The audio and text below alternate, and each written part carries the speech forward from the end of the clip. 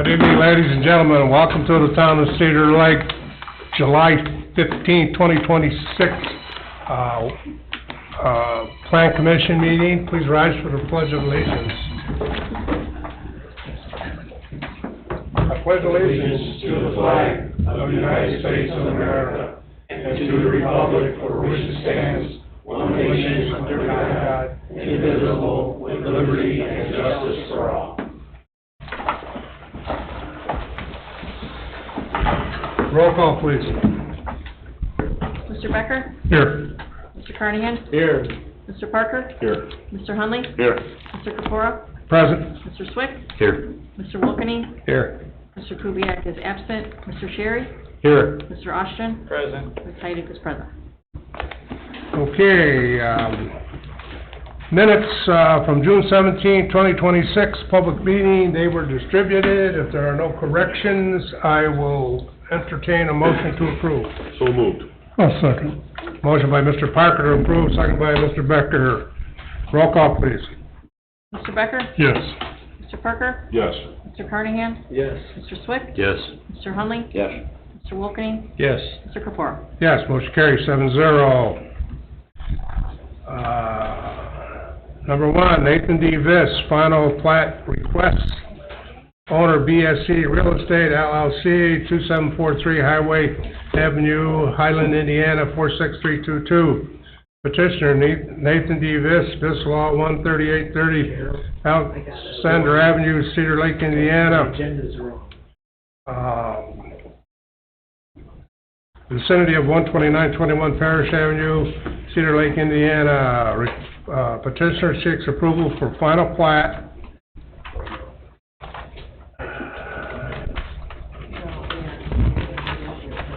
That's it. Thank you, Mr. President. Hi, you used my middle initial, that means I'm in trouble. Yes, we're here for the final plat hearing for 13091 Parish as well as the adjacent parcel. We had a study session a couple of weeks ago. One of the questions that remained at that point is what address are we going to utilize for the outskirt parcel. We've got confirmation in writing from our police chief to use 13091 Parish. I've also been in communication with Dan Halabowski at the mapping department that he can apply that as well. We're looking forward to approval this evening. My client's looking to build an agricultural building as well as start renovation on the lower level of the three-story building that's there. We've got a tenant lined up for a restaurant, so we'd like to get jump-started on that as we enter into the winter months. So we're looking for your approval this evening. It is my understanding, I wasn't here last month. My client did email me the next morning. I did take a look at the record right at the end of the meeting. There was a reference to a performance bond and a maintenance bond. I had emailed town staff and council immediately that next Thursday morning about that. That had been a discussion, I think, from June of 2025 through March when we were before you, that we would waive the maintenance bond and the performance bond due to the de minimis public improvements. And that's what's in the current ordinance that was signed and approved. Happy to answer any questions regarding that, but we're ready to move forward. Wait a minute. The current ordinance says that there's no performance bond required? Right. No, the way I understand it, Greg, is that when it first came in here, this is for the water main, correct? What we're talking about? Correct. Yep. And it was going to be a private water main. So the town manager at that time told them that no letter of credit would be needed because it's a private water main. But now it changed to being a public water main. And so town policy is, I believe, that we need a performance or a letter of credit performance letter of credit. Correct? John, sounds like you have just the opposite. I'm sitting here listening to you explain that. So, Luke, can we even have a performance number without any engineering? Dave, closer to you. Yes, thank you.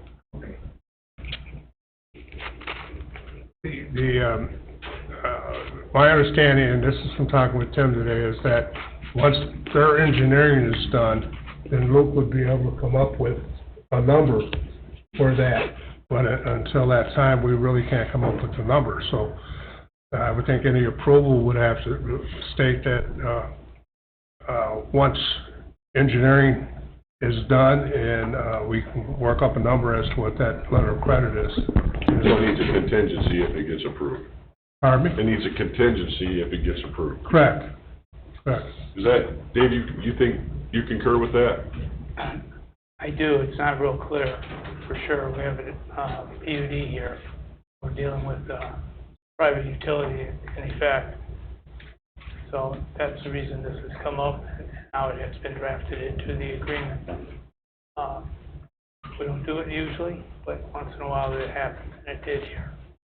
So I think, and Mr. Parker, to your point, when we started the process, the intention was going to be it's all private from the road, everything in, and that was through about November.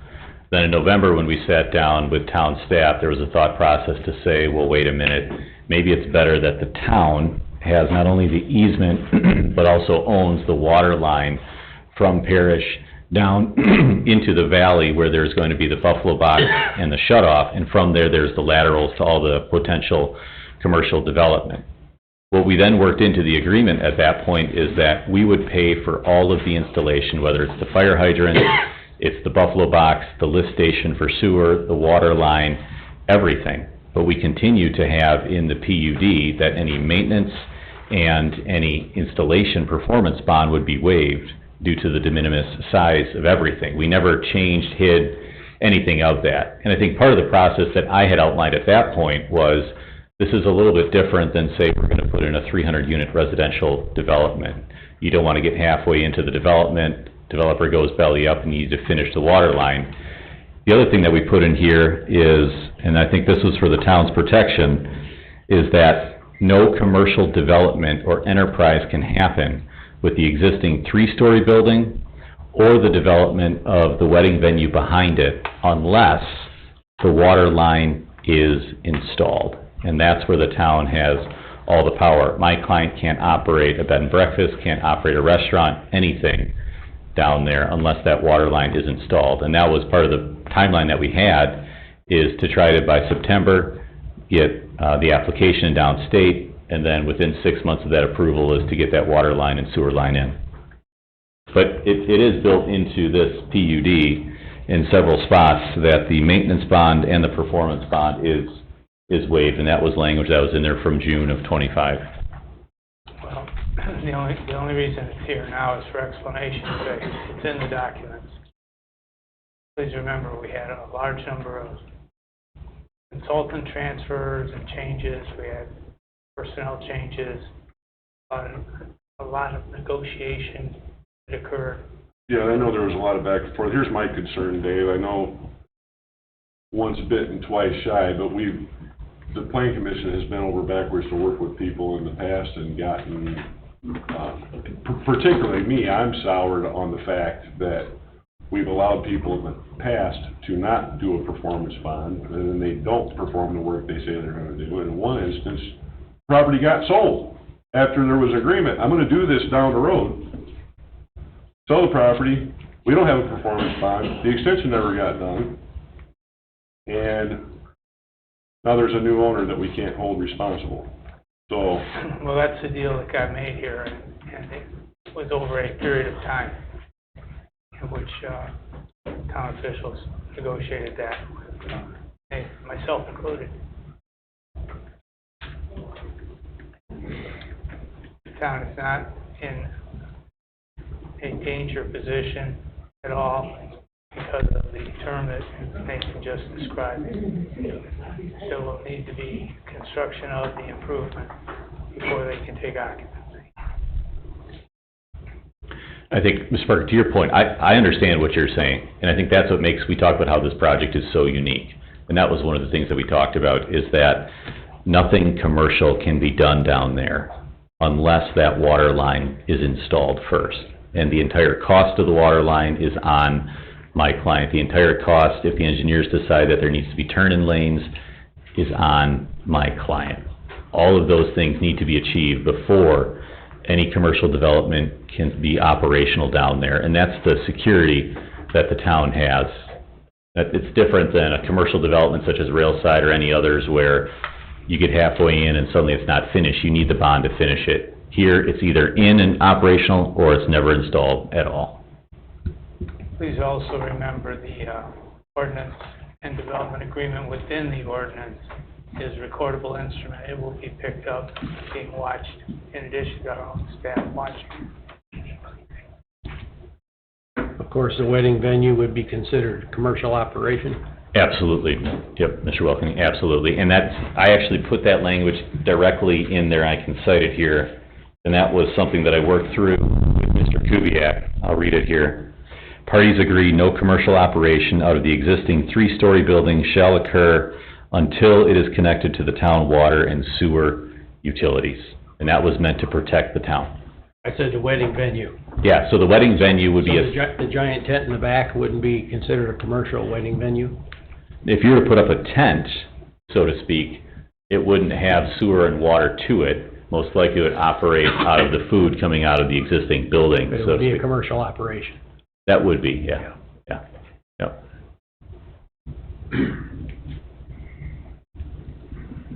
How soon would this water main be put in?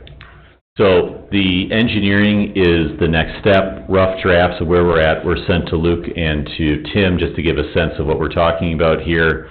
It's our goal to have that completed so that we can file the application downstate by late August, early September, so that we can get the approval from the state for the water line. And as soon as we have that next spring, Scott's jonesing to get it in, because we've already been through a delay here, cost of increase. That's the first big step. We need to get that in.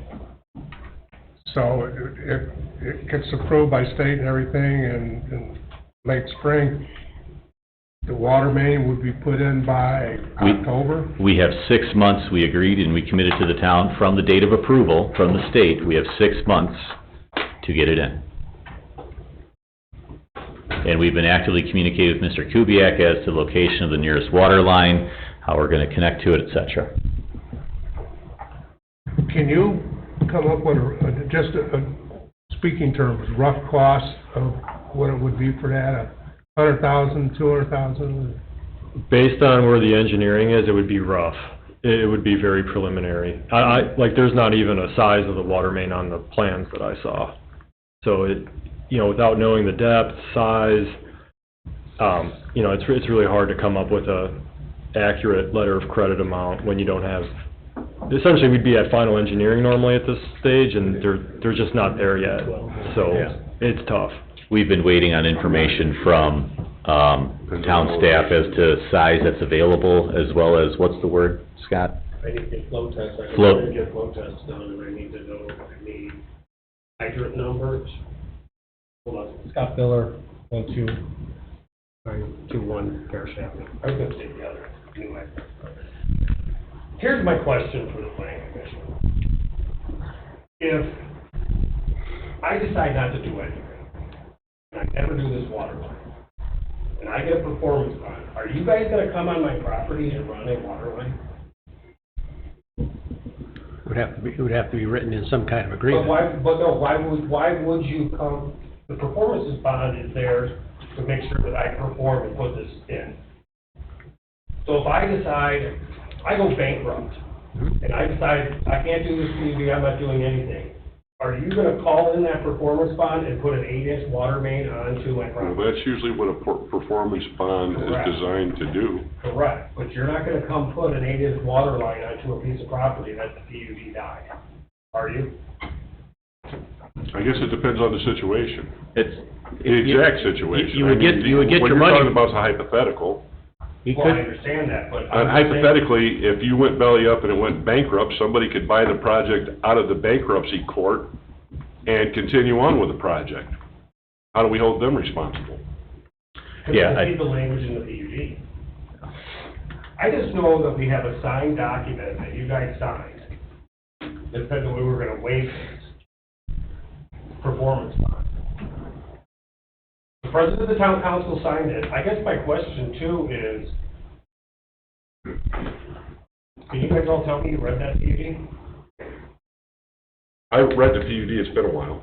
Okay, you read the PUD, and that was stated right in there that we were gonna waive those two things.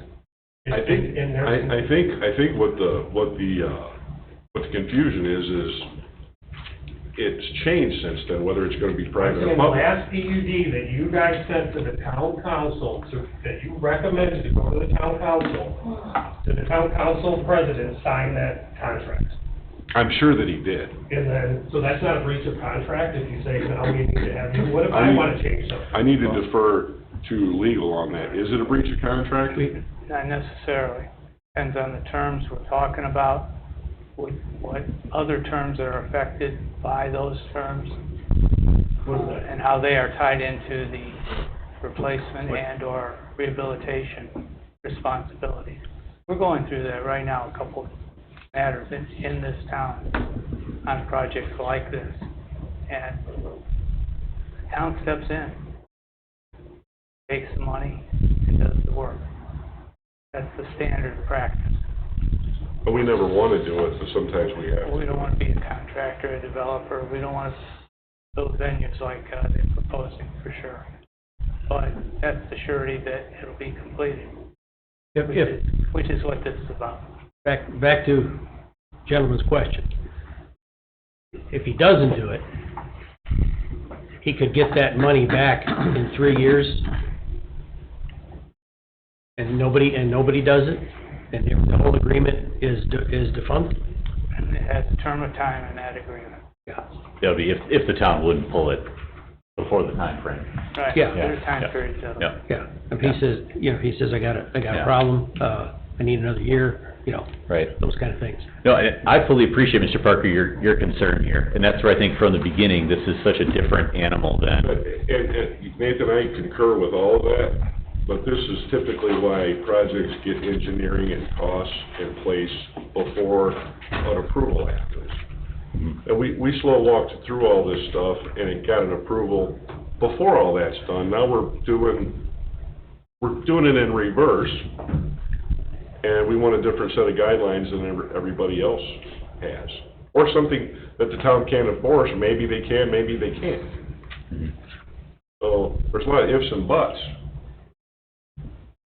So I'm not sure, surely there's a way to get this done with some enforcement penalty that covers everybody going forward. yeah, I think the enforcement And is, honestly, Nathan, if we hadn't been screwed by it in the past, sure, I wouldn't have the concern. yeah. Well, and that's where I think Mr. Wilking's question was, can you do X, Y, and Z without it, right? We can't run a restaurant, we can't run a bed and breakfast out of the existing facility without water being there. And if we don't have water down there, then that means, and sewer down there, then that means we can't operate something in back in a tent. So, Would it be possible to, once you get your permitted, then you have 6 months to get this water line in, correct? right, Right, so that, once you get approved, then we've got a 6-month date down the road. Can we somehow put some language in here that if it's not in by that date, then Scott has to produce a bond or some kind of language to cover it? I can understand Scott totally, I don't see and the point though, because if I don't put this water line in, you guys aren't gonna come and put a water line into nowhere. The performance bond is designed to make sure I complete that work. If I never complete that work, which I understand your guys' concern that there's been developers don't complete work, but you're not gonna use that performance bond to go put a water line into nowhere. I think, You're not gonna use it for that. I'm trying to get an approval for you without you putting the bond up, and I understand your argument. And I do remember, I do know that we discussed waiving the performance and bonds and that on the property because of the size and what have you. I'm in agreement with all Here's where I that. want to go to, not to interrupt. Because Tim, I'm trying to, I would understand, which doesn't make sense, is waiving to waive the, performance bond. waive the performance bond, but not the maintenance bond. Because technically, once I put it in and I give it to you guys, there should be a maintenance bond for 3 years. That makes sense to me. just as much as what Tim said, the coverage of the property. That stuff makes sense. There was a lot of stuff we talked about that didn't make sense to me. But I have common sense, and having the maintenance bond, which is much less, would cover the town in case something happened. You guys are gonna inspect this thing, I'm gonna put it in, you're gonna inspect it, I'm giving it back to you.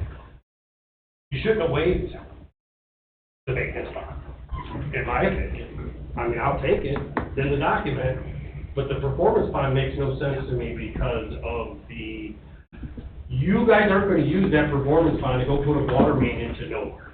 You're not gonna do it. Why would you put an 8-inch water main down to a defunct PUD? And if you go bankrupt, the PUD will be gone. No, if I go bankrupt, if I Yeah. sold the property, obviously that could happen, but But the that- new buyer has to follow I think, they can't run a commercial building, they can't do anything. so what are you saying about the maintenance bond? The maintenance bond, I would, if we pass this without the performance bond, I would be willing to do the maintenance bond for the 3 years. I think, Mr. Parker, the other item here is that the performance bond is meant to not only protect the town, but the public. And in this particular instance, because it's such a unique animal, it's an isolated developer, you don't have that harm to the public if the water line isn't in. I think that's what differentiates this from others. And I think what Scott has suggested is a really good resolution. If it's not put in, there's no harm. The harm is him, he can't operate commercially. If it's in, the insurance that we're looking for is the town for 3 years beyond this in case something goes awry with it. And that'd be, you know, a change to the ordinance that was approved, but I think that's a good resolution.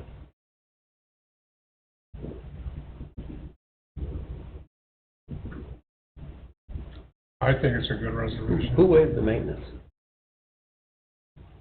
You did, Who, what? We did? yes. We waived the maintenance also. On D, Yes. performance letter credit, maintenance letter credit waived. It's on other agreements, it's under D.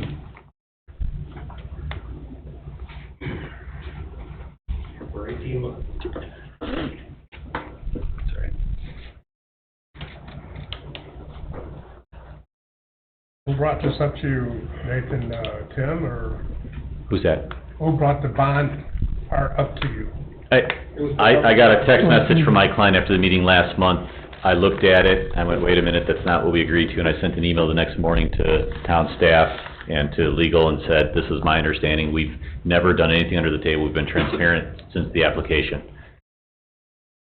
So, I think it's a good resolution. If you were to sell the property and the project off, they could not build anything there because it has to come through here for approval, whatever they're gonna build, without having the water main in there.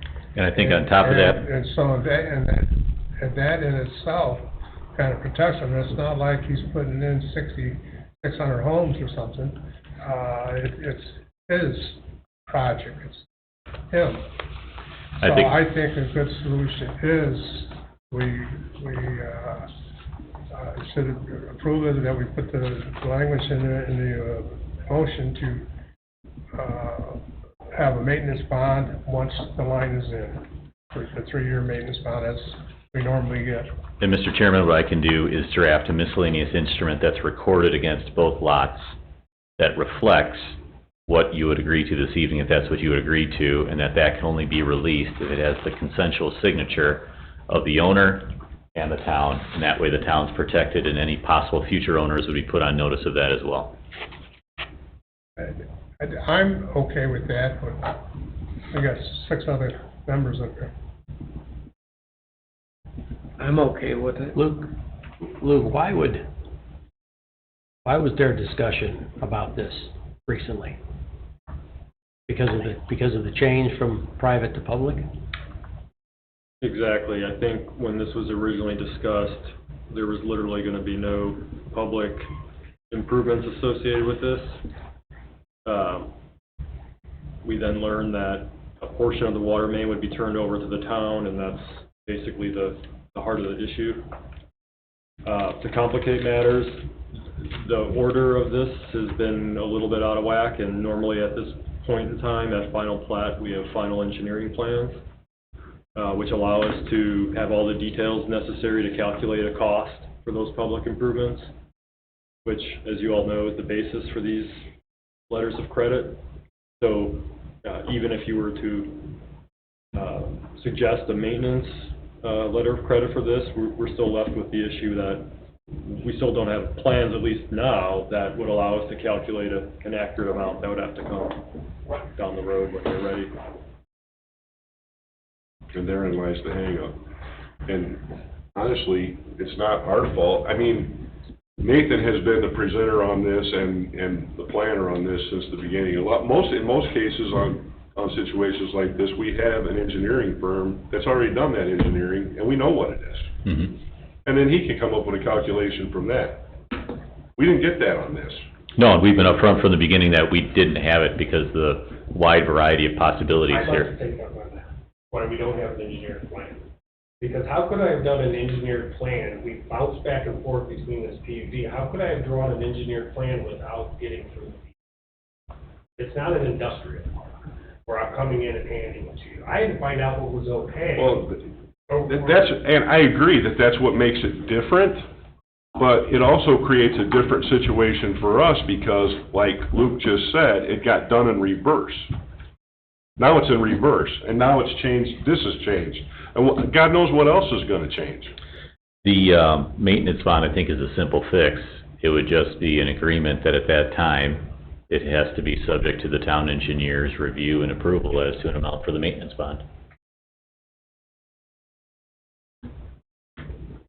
So if there was a maintenance bond, it's for the whole thing, For all the public infrastructure. for all that's the gonna be public given. infrastructure, Right, not, Anything that we would consider public, Right. correct?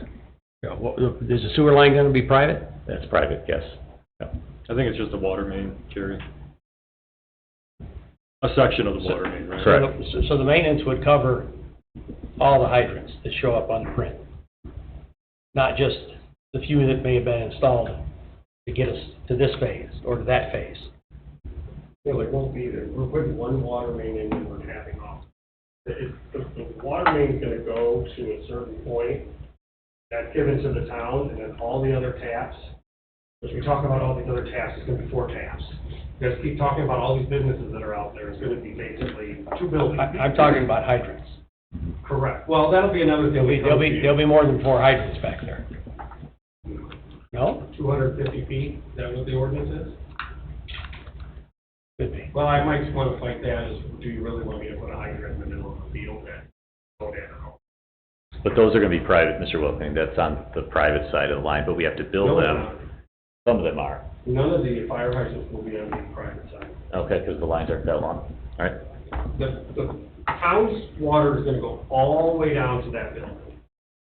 And on the way, I'm sure you'll say, put one right at the street, because there's not one on Parish anywhere near it.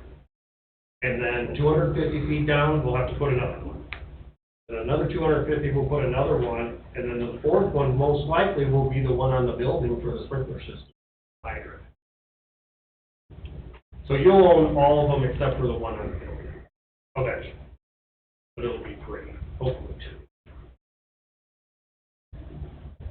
So are there plans at all been presented, submitted to the state? No, No, not to the state yet, yeah. no, can't submit anything. Because you need a flow test. I need a flow test, which I've reached out to the water department 10 days ago. They need to close the closest hydrant to the source and the closest hydrant to the tap. And I've not received, I can't hire a company to come do a flow test without maps and hydrant numbers. So I can't even do those. I've been trying to do it for the last 10 days. There's no response, basically. That's how I'm looking. I'm just asking this question to make sure that this wasn't gonna turn into little phases also. No, it's a straight shot. Little phases of The water, Completion. the water line is a straight shot to the building, Mr. Wilking, yeah.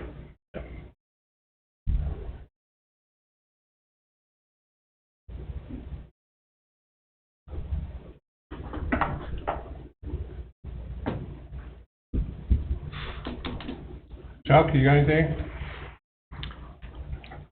I agree with them. I mean, we approved it. Yeah, okay, I just want to hear everybody's opinion. I agree with it. Mr. Austin, do we have a solution for this to give us some sort of insurance policy on this? The PUD development agreement should be amended rather than ancillary agreement or side document, in my opinion. Everything should be tied into the PUD development agreement for assurance that the development is comprehensive and connected. So you're suggesting a PUD amendment to cover this issue? It's just adjustment of the development agreement for whatever terms need clarification here. So would that include a performance bond, or is that Well, out of the question now? well, he's probably going to say it's out of the question now. I'm going to say to you that you need to, given the lack of certainty here tonight, you probably need to understand what you're doing on the technical side of that. We certainly didn't get any report in a public meeting about it. Yeah, I'm not on the side of one side or the other, but I do want certainty on, I don't want any more confusion. I mean, this is what happens when we do things in reverse. We get these issues. And I understand that was the situation that was presented to us, and it's a unique development, but at the end of the day, that's how things go sideways too. But if the water line never gets put in, where are you worried? What's the worry if the water line never, let's just think worst case scenario, the water line never goes in. How is the town at all in any kind of bad shape? You could explain that, I mean, if you could give me a reason, but there's no reason if we don't put the water line in, we can't do it. If we never put the water line in, the PUD goes away. I just decide, I don't see how the town is liable in any way or what should be worried about if I put this water line in. It affects nobody except for me. I agree with them.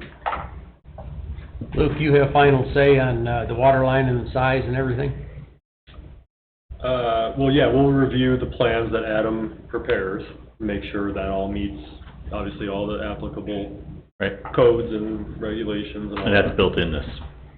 Yeah, we can't choose a size, it's all. Well, some of that flow test too. Yep. It's gonna be an 8-inch water main. Pete, do you have any comments? Truthfully, I'm not sure what's happening here right now. I came here to vote on something that we've already done. It's in writing. If we're gonna do something, it's very noble for him to throw this maintenance bond out there himself. But if we're gonna do that, I wanna see that as a second motion outside of what we came here tonight to vote on. Okay.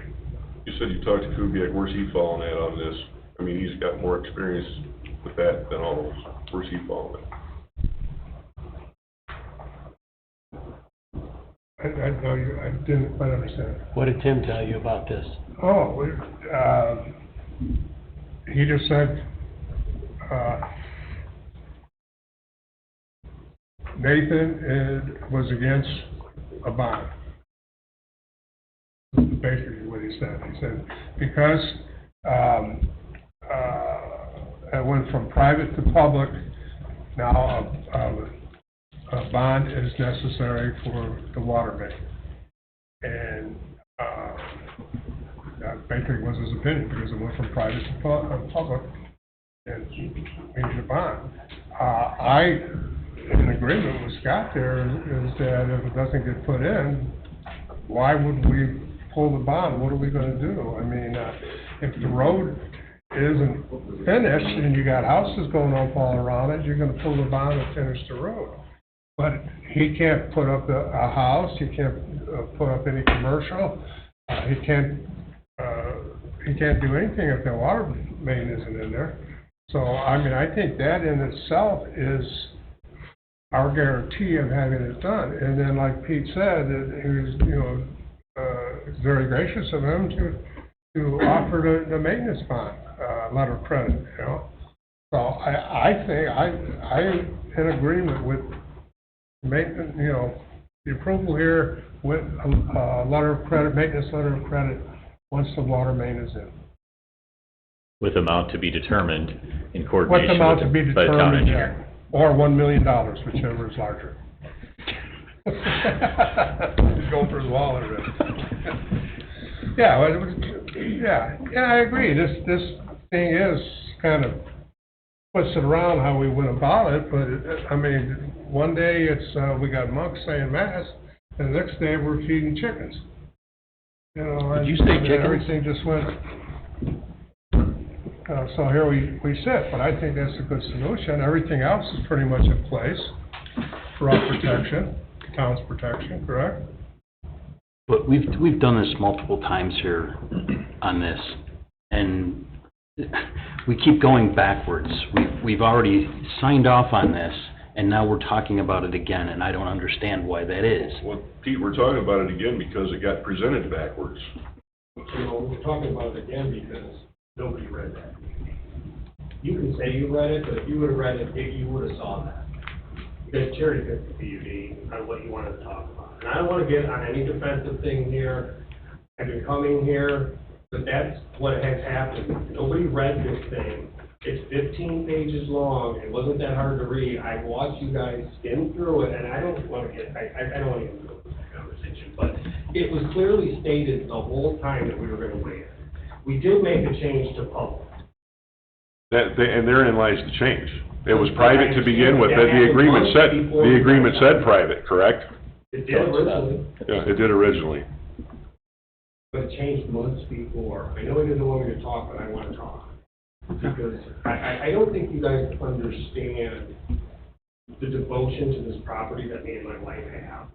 And you can see, I know you guys gotta protect yourself, but I'm losing my passion for this piece of property due to the 2 steps forward and 4 steps back.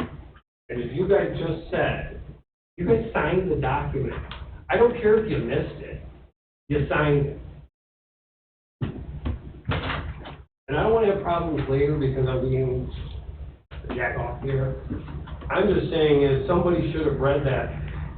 If I read that, I would have said, no, you need maintenance at least. But nobody did. And now it's turning it back on me that we did this all backwards, and it goes back to the, he doesn't want me to talk, but I don't. We're done. I don't think, Let's put it to a vote. My site plan has been the same since the chicken scratch one that you guys said. If we laid those next to each other, you would laugh at how much they are exactly the same, but one's a little more drawn professional. nobody's saying you did anything wrong. I don't want you to get that opinion. If anybody did anything wrong, it's us up here by letting it proceed as it did, okay? And me sitting here as chair, I'll take the blame. I think if there's a lesson to be learned here, and I think there is one. We get things engineered from the jump, from now on, no matter what it is. No matter, then we don't have somebody thumbing their finger as, well, you guys didn't read this, and you didn't do that, and you didn't understand that. Okay. With all the stuff that we have to go through here. Okay. Mr. Viss, you said the original site plan had the language in it while it was private.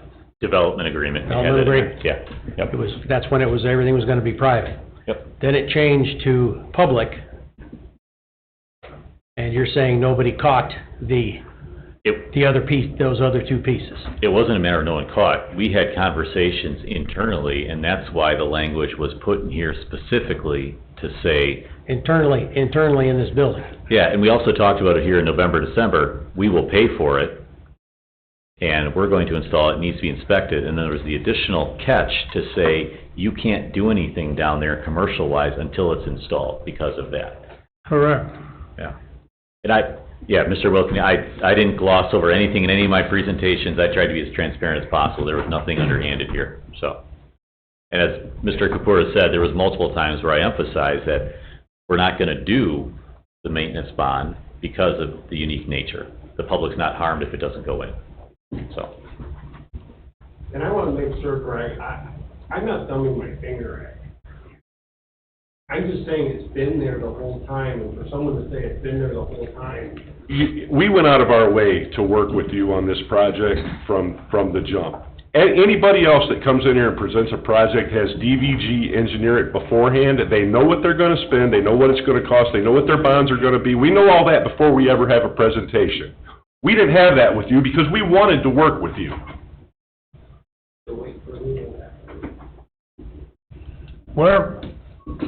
Let's just settle down. We're at the point here now is that we got a little problem here that we're gonna solve, okay? I'm in agreement. He offered to do that. To me, that works out great. Okay? I know we discussed waiving the bonds in here. I know it's in the PUD. Maybe I didn't read it word for word, but I perused it a couple times. Okay? Some of the stuff is boilerplate. Some of the stuff you gotta read the words that are in there. So I didn't read everything verbatim, but, you know. So I think it's a good solution. I agree. Mr. Viss, one more question. There's only one developmental plan. There aren't two. Correct, one, There's only one. only one. I want to make sure somebody here wasn't reading something different. Because One plan. we just had a similar problem. Okay, one plan, yep.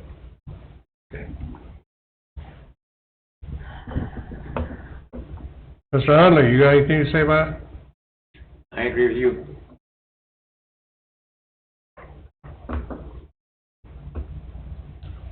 Do we want any more discussion, or do we want to move for a motion? If I could, Mr. Chairman, I think Yes. Go if ahead. Exhibit C, which is the development agreement, it's part of the PUD, but it's a development agreement, which is a contract between the town and my client. So I think it'd be appropriate for one motion to approve the final plat, subject to an amendment to Exhibit C, which includes the establishment of a maintenance bond as agreed to and found by the town engineer upon final installation of public infrastructure. That would be my suggestion for the language, and then that creates an amendment to Exhibit C, not to the ordinance, but to Exhibit C, which is a contract between my client and the town, which we can do on the record here. I think that'd be the appropriate way to do it. That, to me, sounds good, but I'm a layperson, I'm not that, Okay. you know. I think, That work, Dave, legally? It does work legally. So if somebody were to make a motion to approve, then in that motion, it should say to include what the statement that Mr. Viss just made, It in can, that as long as motion, it correct? also includes that this is in one document. I think that goes to Mr. Wilkins' point just now. I didn't quite get that. The development agreement that Attorney Viss just referenced, we've been talking about, is part of the ordinance. It's exhibit to the ordinance. It's within the body of that document. The amendment suggested and perhaps to be voted on should include that language in that portion of the ordinance that was adopted, or is about to be adopted. Anyway, we want to proceed tonight acting based upon that information, subject to the completion of the amendment, so that it could be inserted into the development agreement, might make sense.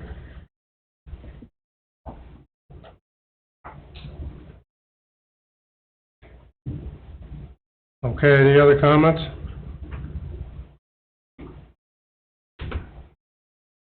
If none, then I'll entertain a motion. Mr. President, I'll make a motion regarding agenda item number 1, final plat request by BSC Real Estate, that we approve the final plat to include amendment to Exhibit C in the original document on the town engineer's final inspection of the infrastructure, public infrastructure, and maintenance bond is set at that point, per town standards. per town standards.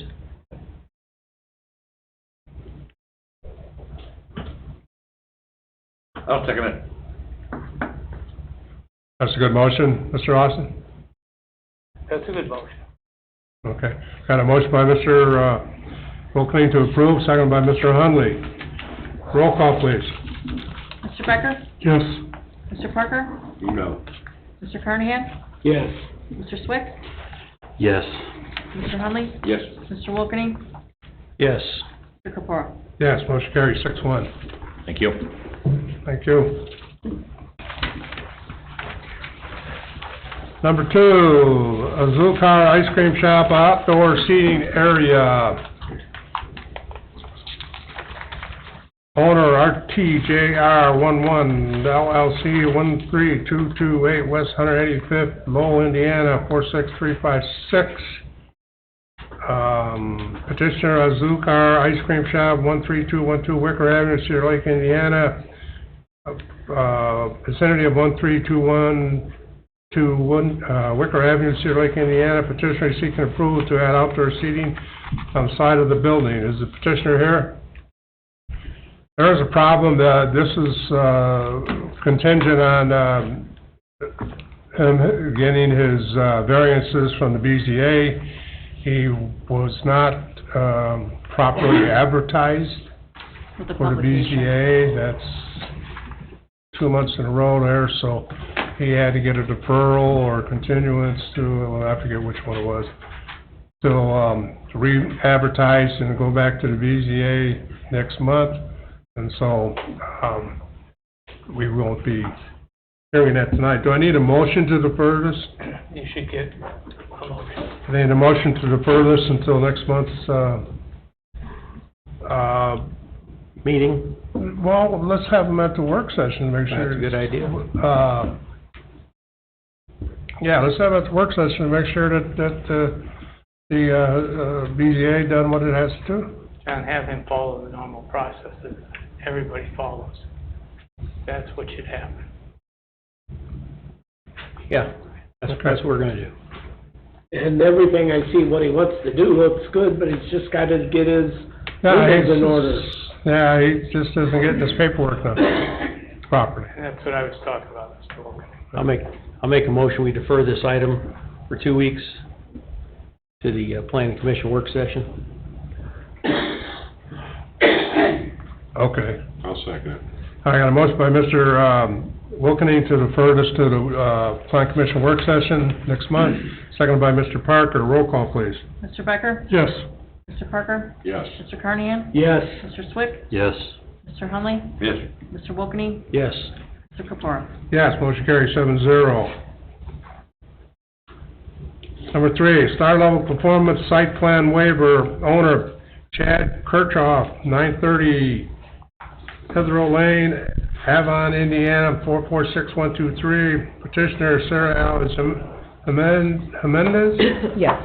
11679 Georgia Street, Crown Point, Indiana, 46307, vicinity of 12937 Wicker Avenue, Suite F, Cedar Lake, Indiana. Good evening, gentlemen. Please, just a minute. Yes, so we are, Just a minute. oh, I'm sorry. I'm so See sorry. if I'm done here. Okay. All right, petitioner is seeking a site plan waiver for Star Level Performance of baseball and softball training facility. Now you may Okay, name and now address. I and- may proceed, Yeah, okay. thank you. Yeah, so we're requesting, Your a name and site- address first. I'm sorry? Your name and address. Okay. For the Well, records, please. My name is Sarah Jimenez. I'm the owner of Star Level Performance, and the address for the Star Level Performance, location is 13927 Wicker Avenue. Okay, Okay. this young lady is gonna speak too, like, her, Yeah, she's my project manager. okay, but I need her name and Oh, address that too. Go ahead. Juliana Smith, 611 Omega Drive, Crown Point, Indiana. Thank you. Yeah. Okay, tell us what you wanna do, please. Well, we want to request a site plan waiver as part of opening up the Star Level Performance Youth and Baseball Softball Training Facility in the existing place. So that's what we're requesting today. Is this over by Aurelio's there? It's right behind Aurelio's Pizza. Yeah. It used to be Fitness Premier Gym. That's what it used to be. Okay, You're gonna use that whole space? We're going to be in Building F, the whole space where the gym was, yes. It's like 9,000 square foot. It's over 9,000. So parking shouldn't be a problem. No. Sorry, go ahead. Very similar to what was there before, Well, with children. I understand what you're saying, but I also understand what's happened in time over there, so.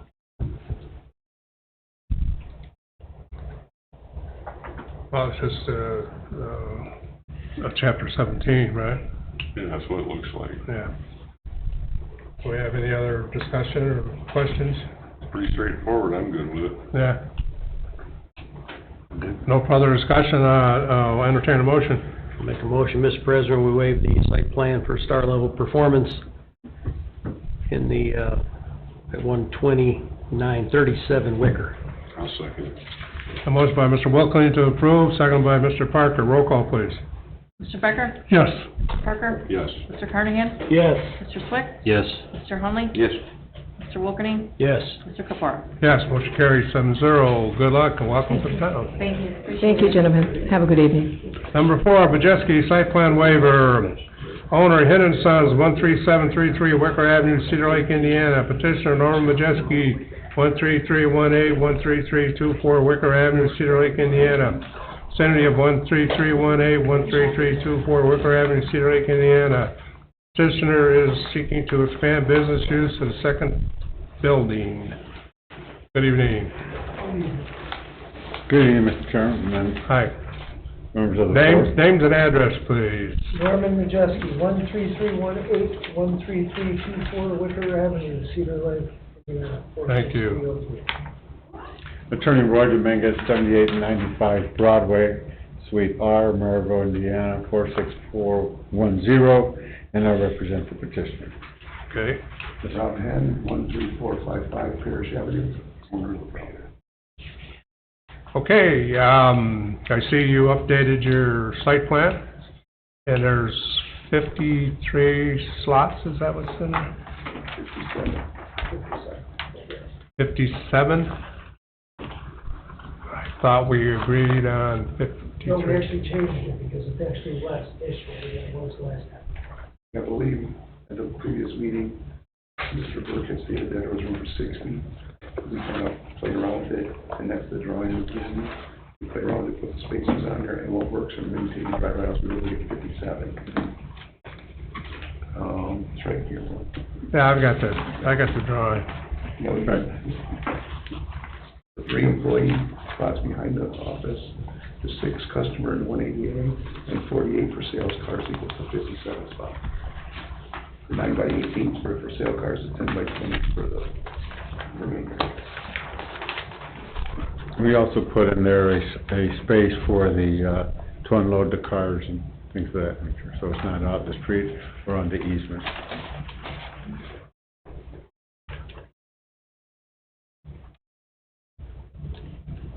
Okay, we got any discussion? Jerry, you got anything, or?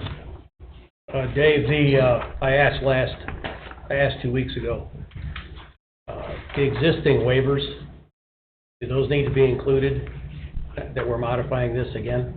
They should be if they're to be considered part of this use. Yes. Do you have that list anywhere? We do not. Well, we have the minutes from the meeting that show, and if we're talking No, just somebody about else- one, Go ahead. there was only the sidewalk. That's correct. The waivers were on the 13318 over here for one. Well, there was stormwater waiver, there were lighting waivers, there were a whole bunch of waivers on that property originally. I'm just going off the, when the Alfire put their addition on it in the minutes from July of 2021, which only just talked about the sidewalk waiver. That was the only one. Correct. In 20, and in 19, there were some. Okay. Is there some kind of, agreement, some understanding? Mr. Parker had vaguely mentioned something that, is gonna be enforceable. I'm sorry, I don't follow you. Mr. Parker had mentioned some kind of document that would be, signed. Rob said he doesn't have a badge, but like owners are responsible. It was discussed 2 weeks ago. Sure. You want to know if there's a violation, if the owner's responsible for that? Yes. Well, it just depends on the ordinance and what the violation would be. I think primarily, the person primarily responsible is the person who is currently renting it at the time.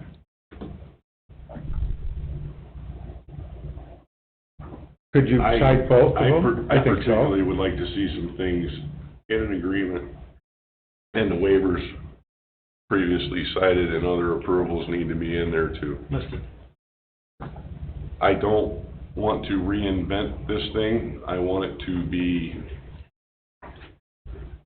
continuous with everything that's been done there. We've kind of been over backwards to work with the Hens in the past on getting things done with waivers on this property, and I think they need to be documented, and I think we need some agreements that are enforceable going forward. You know, Tim had talked about, you know, we got the spots, marked on the ground, you know, in and out, and the number of spots that it would be enforceable. So if we could just agree to the number of spaces, and the previous waivers, or the previous, waivers would still apply, wouldn't that be enough? Where's that list? Well, it's in the minutes. Well, who's gonna go through that and write all that up? I mean, the waivers, like I said, was for the sidewalk, it's the only one that applied for lot one. Now, yes, if you include Norman's existing side, yeah, there's a lot of waivers on that side. But we're really here for lot one. And that's all we're asking in terms of the spaces and things. At the last work session, also we requested was he come back with a parking plan for so many vehicles, right? No, we asked for the, I don't remember that. a complete list of waivers, and it was discussed that we wanted an agreement that if there was anything deviated from this, that everybody understood that they could be held responsible for it. I mean, and here's the, Rob, I don't want to make this difficult for you. I've been over backwards to make it easy for you in the past. But Mr. Majeski has a history of not following what he's agreed to and making the situation worse. So, I agree, I don't, for example, what we believe we can fit on there, and I'm okay with that. But and the waivers. we need an agreement that he's not going to unload cars on the side of 41 anymore. And we need an agreement that everything that has been agreed to in the past continues to be in place.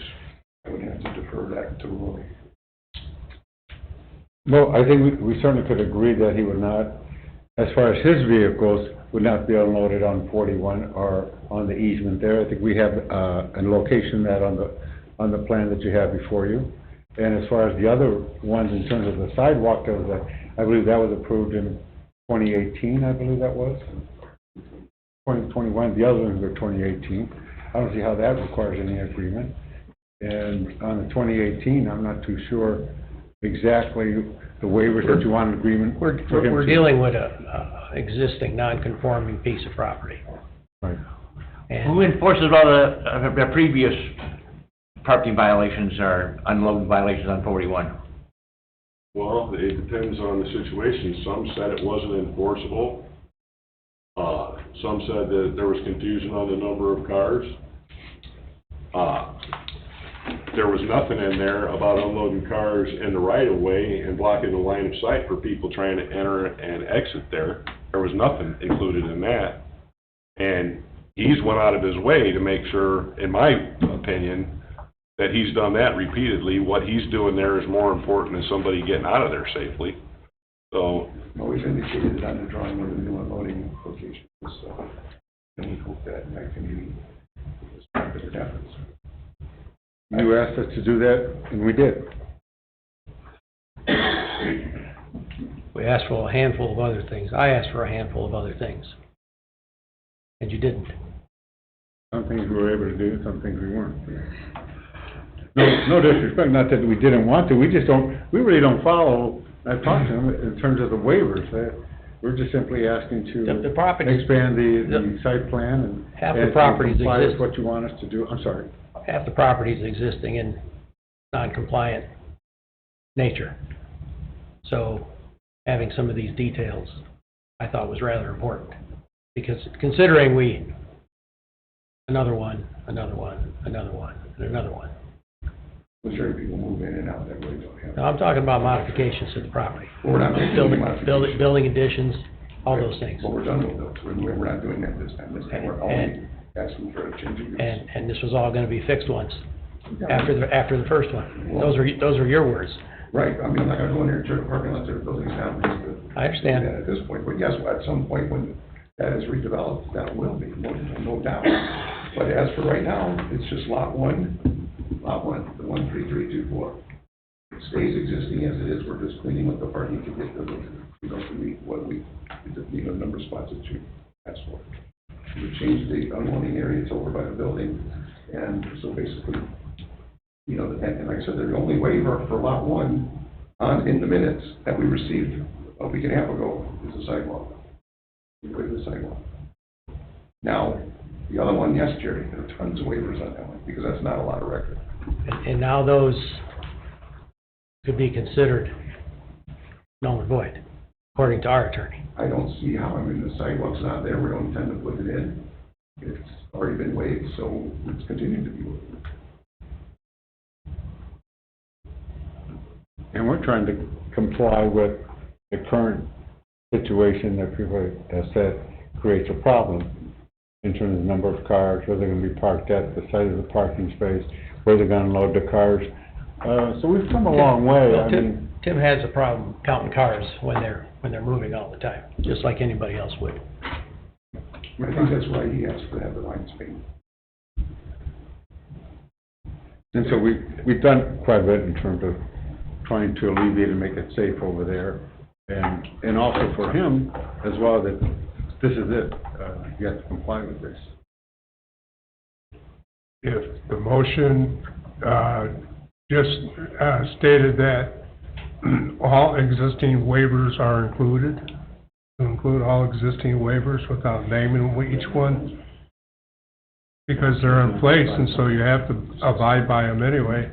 And then also include in the motion that all cars delivered to this, delivered or removed from this job site by some sort of transportation vehicle has to be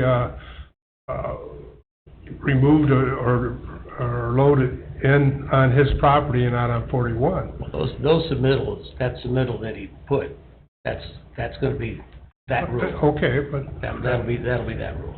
Okay, so for loading and unloading and that. And the waivers are like, I don't know what they are, how many there are, where do we find those? Who has those? I mean, where do we get them from? Well, there was 2 weeks to dig back and find them, and, Jerry, if I wanted to look at them, where would I find them? in the minutes from the meeting. In the minutes? Rob had a bunch of them. I don't think he had them all, but. We have them all now, Cheryl sent them. So- No, and, so Mr. Austin, who's responsible? I guess we're gonna be responsible.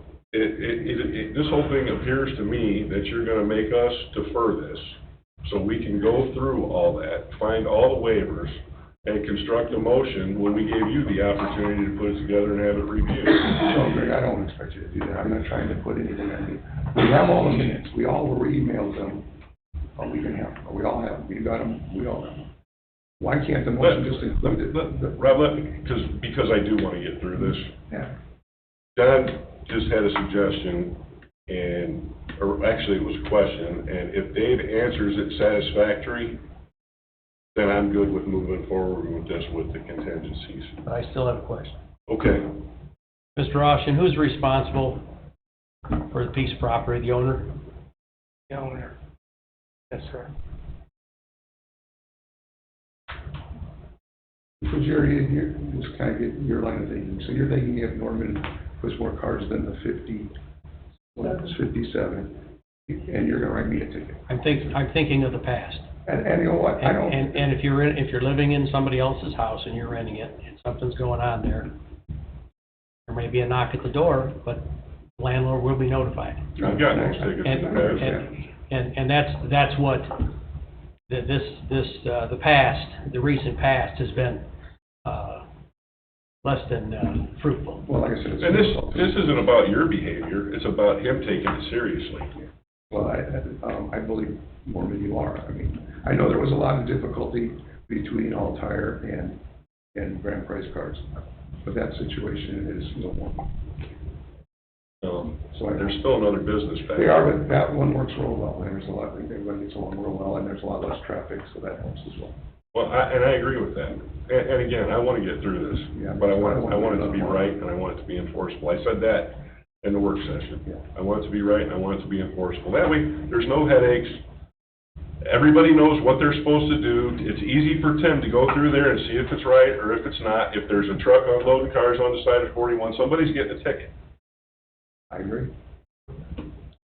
Can we, if I may, I just wanted to get an answer from, and I'm sorry, Mr. Dominguez. no, that's fine, I thought you were done. Is listing contingent on all previous waivers? Does that cover this situation to get through it tonight, since we didn't? Well, it might. You didn't ask me the question yet, if I received any information or documentation from this petitioner. Did you? No. And when we left here 2 weeks ago, that's what the instruction was, or advisement to them. They can prosecute any way they want to prosecute. But you asked for that. We prepared for this meeting this evening. We received nothing.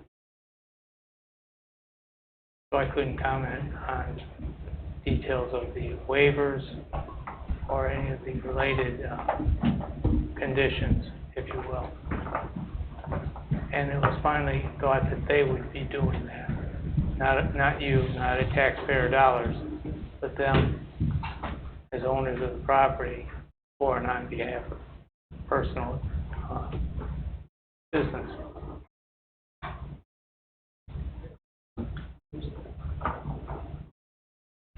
I understood it to be, you guys, we should prepare the drawing, and the minutes would have to be gathered, and that would explain the past waivers. We all have the minutes, I'm sure you read them, I read them, and Roy has. I'm sorry, I don't have the minutes, Rob. Oh, I was not privileged with the minutes. They were distributed to the commission, so, and, so that's how I understood it, was, would, read the minutes, that would explain to them what the past waivers were, which again, on one side of the sidewalk, we were to prepare a drawing and freshen up that copy. So that's how I took it when we left the other meeting, when we needed to go. Yeah, I understand where you're coming from. I think we disagree that where the car lot was originally, all those waivers were contingent to the car lot. Well, now this is an addition of the car lot. Yeah. It's in addition to. And this is a legal lot, right? Like a car lot. Right. So that's what my point is I guess, and I'm not the attorney, Roy is, but we're asking for a Chapter 17 waiver on Lot 1. Are we asking for a Chapter 17 waiver now on both? I mean, if you guys want to get all this correct, how do we do that? Rob, I don't want anybody to tell me that we can't enforce anything that's going on over there. I don't know how I'm gonna, I guess I gotta flex my That's my hang up. Yeah. I've been told too many times, well, we can't enforce this because of this. That's why I want it all clean and in writing, everybody understands, and it's enforceable. Yeah. And that's why I say that seems to be the problem, has been the number of cars. So if you can set a number of cars, that we can agree on, that would be your enforceable action. You're over the number, you get a ticket, or whatever. So who's gonna, sorry, is Roy gonna talk? So Mr. Oshin, if somebody's unloading cars and nobody knows this rule exists, then it doesn't exist. Seems that way. Seems ghost-like.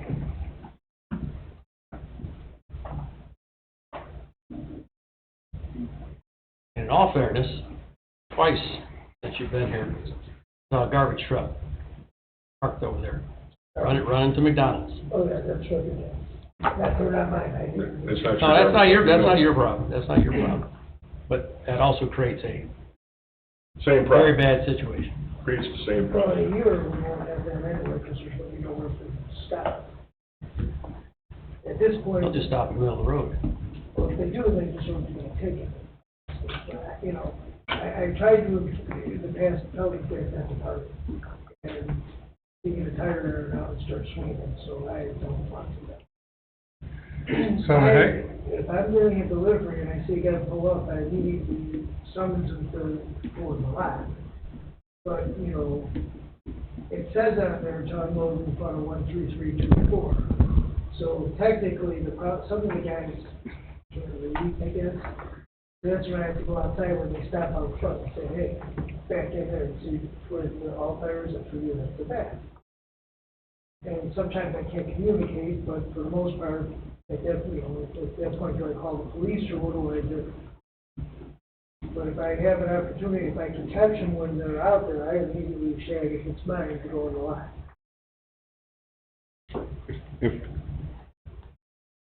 so is the hangup on this is the waivers, whether the waivers will be enforceable? Or will they be enforceable going forward? That's what I mean, I think that's our concern, because I just want to understand, we're good with this, well, we're good with everything else that they presented. absolutely. Okay, so now it's just a hang-up on the waivers. If we include all existing waivers into the motion, that should make it enforceable, because you're saying, and, hey, I'm a roofer, I don't know law, but I think that's good. But to Mr. Henn's point, we're talking about lot one, or whatever you want to call it here. It sounds like all the waivers are on lot two, and we're not talking about lot two here. Well, because they're gonna be combined, it combines the two, yes. And that has to be in the motion, then, if that's what we're doing. There's actually quite a few things that need to be in the motion, and I guess I need to ask this question now. If there's a motion to approve this tonight, it passes, will there be some documentation that gets signed by everybody involved, so we know that it's enforceable going forward, a legal document that includes everything? Or are we just going by the minutes of the meeting? The statute requires findings of fact and conclusions of law be entered on each and every BZA case. So the answer is yes to the first part of your question. There will be, or should be, something. Number two, who prepares and who presents that document, which is substantive, the guts of this decision. It's another call that needs to be made by you. So if a motion is made that this agreement includes all previous waivers and agreements that were made, and it includes the new contingencies to expand this lot and the site plan, and a document, an executed document is what procures that, we're good. Well, you might think that, all waivers, think about that. Yeah, that's the part that I'm struggling with. And if you're asking about enforceability, that's the reason that we thought we were going to get, and maybe you have them, I don't, because I just told Bob, meeting minutes and the documents around the meeting minutes. We know our staff talks to petitioners and property owners. We know there are communications exchanged. We don't know where everything is. That's an item that really requires the research that was directed last time. Cheryl, does the minutes that you sent them have a list of the different waivers they've got? No, there's no list in there, no. No, you'd have to go through and pick them all out, Bob. Yeah. So that's gonna be hard. They're in there, they're under, you know, I read through the 18 pages we were sent, and it's in there right when the motion's made, it says, you know, what the waivers are. Yes, you gotta dig through 18 pages, but I mean, it's not like you can find them pretty quickly. My other thought is, again, I don't understand why for this, yes, this is a Chapter 17 site plan waiver, but all he's really doing is occupying. We're not adding anything, we're not adding to the parking lot, we're not adding to the building. What does it matter if we had a sidewalk waiver or a drainage waiver from prior? Because we're not even touching any of that now. We're not doing anything other than he's moving into an existing building. Yes, we have to clear the parking, but what does it matter what the waivers were before? Why do they all have to be listed? We're not doing any of that work. We don't intend on it putting the sidewalk in or adding to the driveway. I can't answer that, Rob, because I don't know what the waivers were. Yeah. There was a sidewalk waiver, I mean. I know that was the last That was one, the with the one last that was- expansion. But that was for a building expansion. Right. I'm talking about use variances. Use variance, yeah, that would have been the BZA one, and that basically, and I really hate to keep talking about this because we beat this thing to death. But that was, we carved out that triangle, if you recall, Jerry remembers, because we talked at length about it, for Norman to be able to park on the All-Tire property. We had All-Tire signed documents saying he was okay. That's what we had come to the BZA for. And that's all done now. I mean, All-Tire's not there. So that doesn't even apply anymore. No, it wouldn't. Right, so I mean, we're here, just like the people that were just here previous going into the gym. You know, all they're doing is moving in the same building. And you guys brought up a little parking issue, but that's all we have, is a parking issue, and we're trying to solve it. The other waivers don't matter because we're not doing anything. We're not coming in and putting an addition on, we're not going in there. It's a different property. I can't say that. It's a different property. It's, you got a non-conforming, existing non-conforming, blended with a legal lot. There was waivers for the All-Tire addition, waivers everywhere. Well, are we So- actually combining the two lots? I We're don't not know. combining them. No, They're just, It's the uses combined in now, though. yes, correct, the uses. I'm just trying to understand, because I'm all set to say, yeah, it's good, let's go. I was all set to do that the last meeting. But I don't understand the hang up on the waivers. The waivers say you don't have to put a sidewalk in, or they say you don't have to do this, you don't have to do that. So it doesn't say you have to do this to do your business there. The waiver says you don't have to do this. Correct? Am I correct? It depends on what the waiver is, whether it's a use variance or a developmental variance. Okay. so on lot one, if the waivers disappear, then it has to be brought into compliance. I don't think anything's disappearing, Terry. If the waivers are not included, then I think in theory, he's right. Everything would have to be brought into compliance that got waived before. That's why this kind of thing is important. No, I know, but per the minutes, that's only one meeting, lot one. So that would be easy in a motion to say, as per the, Stormwater, there were all kinds of things. I know, that was when the All-Tire. final was, so you, and that was in July of 2021. So you should go reference that in a motion, because everything after that was for the other property. I'm not trying to be just difficult, we're just trying to get through this. I mean, it's. And I wanted to get through it, and knowing what those waivers were and having them to cite here tonight would have made it so much easier. Yeah, I understood. And I don't know if we're even gonna get through it. Staff just wanting to count cars is not one of the problems there in particular.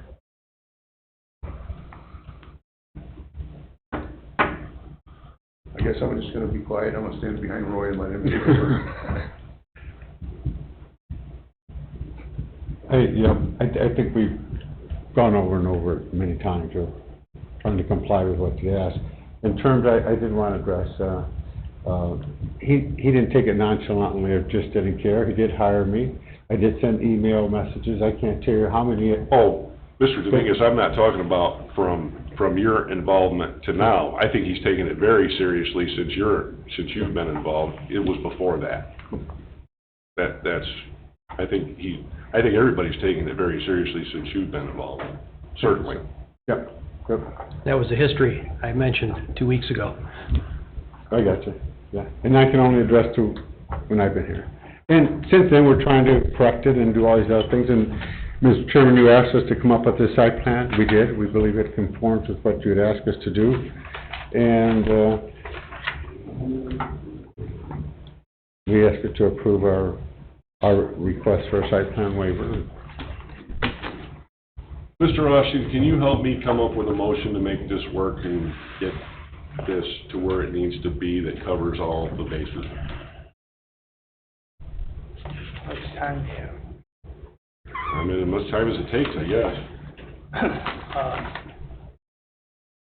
Whatever the action is, it should reference immediately the petition filed is a waiver of site plan, section 17. Chapter Or 17. chapter 17. could require as a condition the verification that all waivers previously issued are incorporated. Verification of all previous waivers? Yes. Identification, actually. Identification and verification? That would work.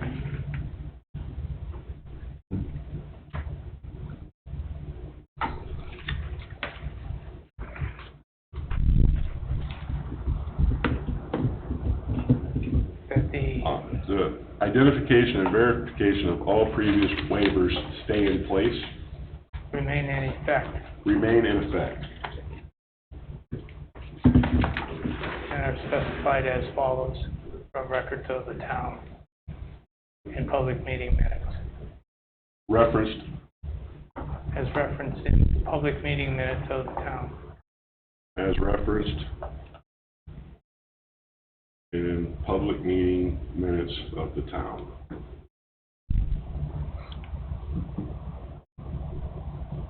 Should it be the town plan commission and BZA or just the town?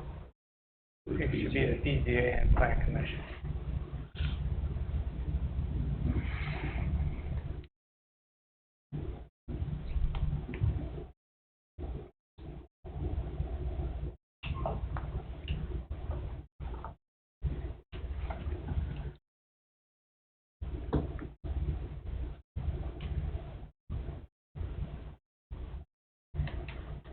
There should probably be some reference to the, or identifying the owner, and as the owner having legal responsibility for it. Well, I was hoping to get that in an instrument, an executed instrument for enforcement.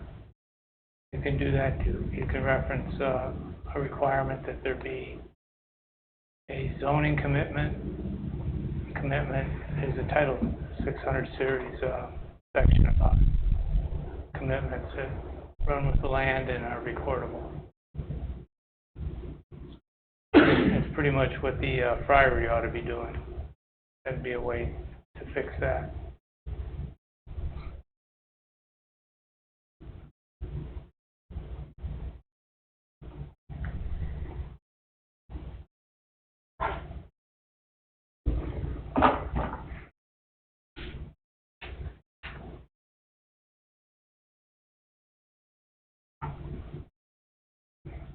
Okay, now we're getting to the meat and potatoes here.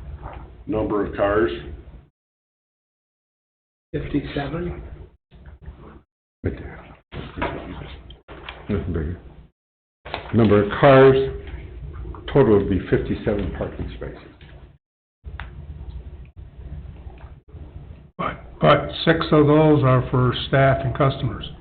Correct. So there's only 57, so there's only 51 cars. So the number of cars for sale, parking spaces would be 48. number For of cars for sale, Correct. 48.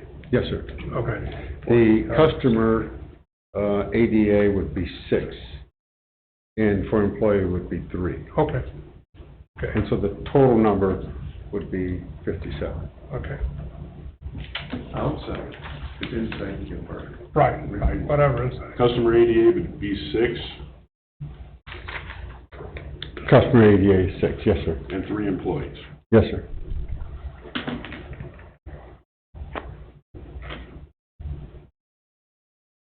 And no authorized unloading and 41 right away. Unauthorized.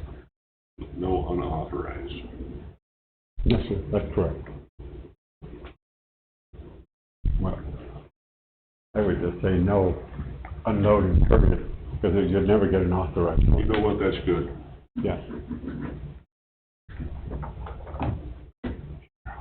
I don't have a law degree, you do, that comes in handy.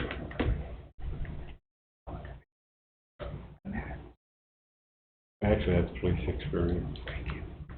Huh? Actually, that's police experience. I'm sorry? Yes, police experience. That's police That experience. too. I got a question. What if a semi parks on that side of the road and runs over to Taco Bell? I want the police department to give them a ticket. That's correct.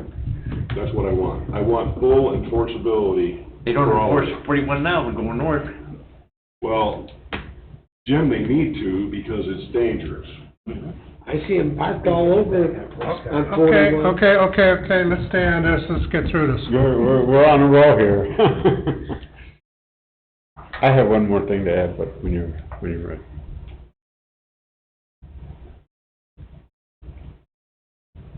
Any shorthand? Yeah, I wish I knew shorthand. He has one more thing to add for you. I'm ready. Yeah, if I recall in terms of what David said, you wrote down was that the owner would be responsible for the violations. Is that what you wrote? I wrote with a zoning commitment to run with the land. Okay. I wasn't too sure, I was just trying to clarify that. And when it runs And the be, plan, that picks up and be then, enforceable with an executed document. That's what I wrote. Am I That's okay, on the right track? yes. I think I'm ready. You guys ready? Yes, sir. Hang on. You ready? Yeah, I guess, I'm as ready as ever. I'm gonna stammer through this. Help me if I'm screwing up. Anybody sees anything that needs to go in here? Or needs to be removed? Sure. I'm gonna make it a motion to what are we approving here exactly? Site plan? Chapter 17 site plan approval? Site plan waiver. Site plan, chapter 17 site plan waiver.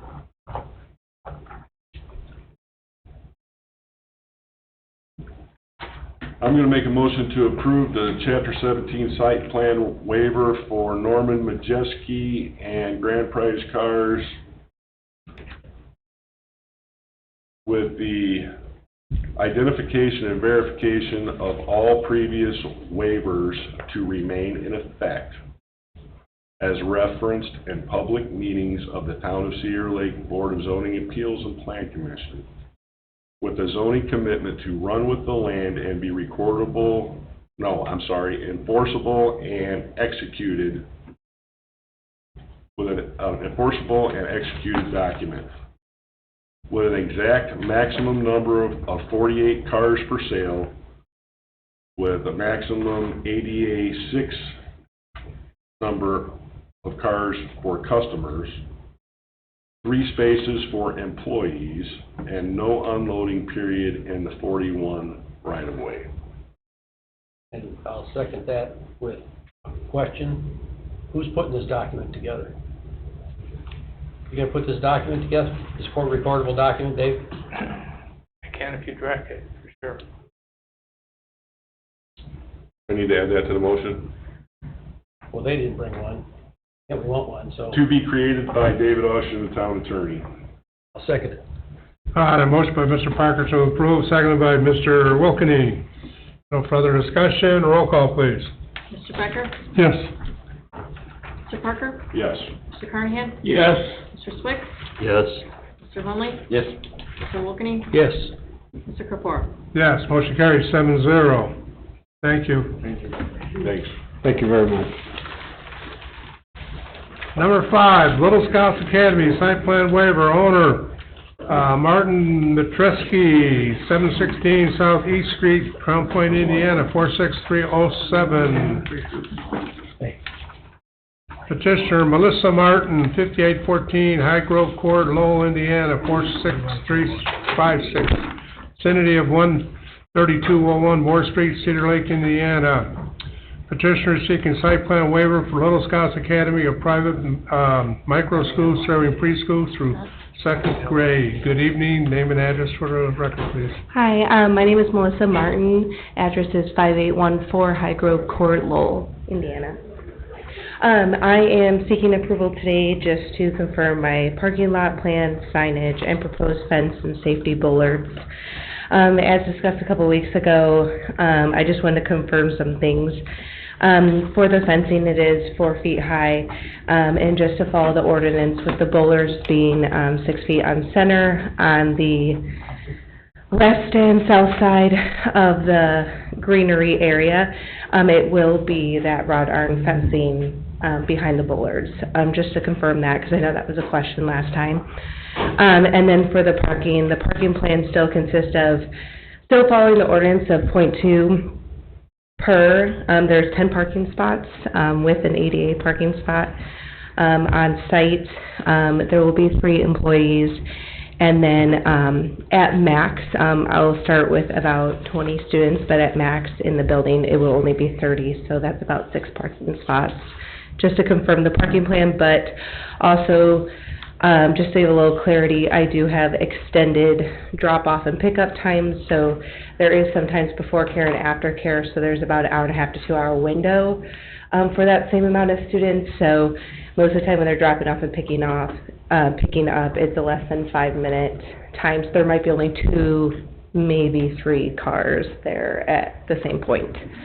And then for the signage, it is a wood monument sign, just to stay complied. It is well under 50 square feet in size and more than 10 feet from the roadway on the property, and it is about 5 feet high, 5 feet in width. I think I covered it. For the fencing, it is within the survey that the owner did. He just did a recent survey on the property, so it's about 30 to 60 in square area. Okay, we pretty much started this, at the work And session. I think and everything she said is accurate, Yeah. based on the conversation during the work session. The only thing we need to do is make, any motions contingent upon, the BZA approval, which should be at, the next BZA meeting. Yes. Is that what you were gonna say? No. Okay, go ahead. I don't have a fresh picture here of the parking and the bollards, but you're putting the bollards in front of the fence where the kids would be outside. Yeah, so. But you're not putting any in front of the building to keep a car from running into the building. No, it was just confirmed on the, fencing. It would just be for the play. So are there gonna be parking blocks up where cars park facing the building? I believe there's actually existing parking blocks there, but I can confirm that. Well, the last one we want is a car in the building. Yeah, I don't want that.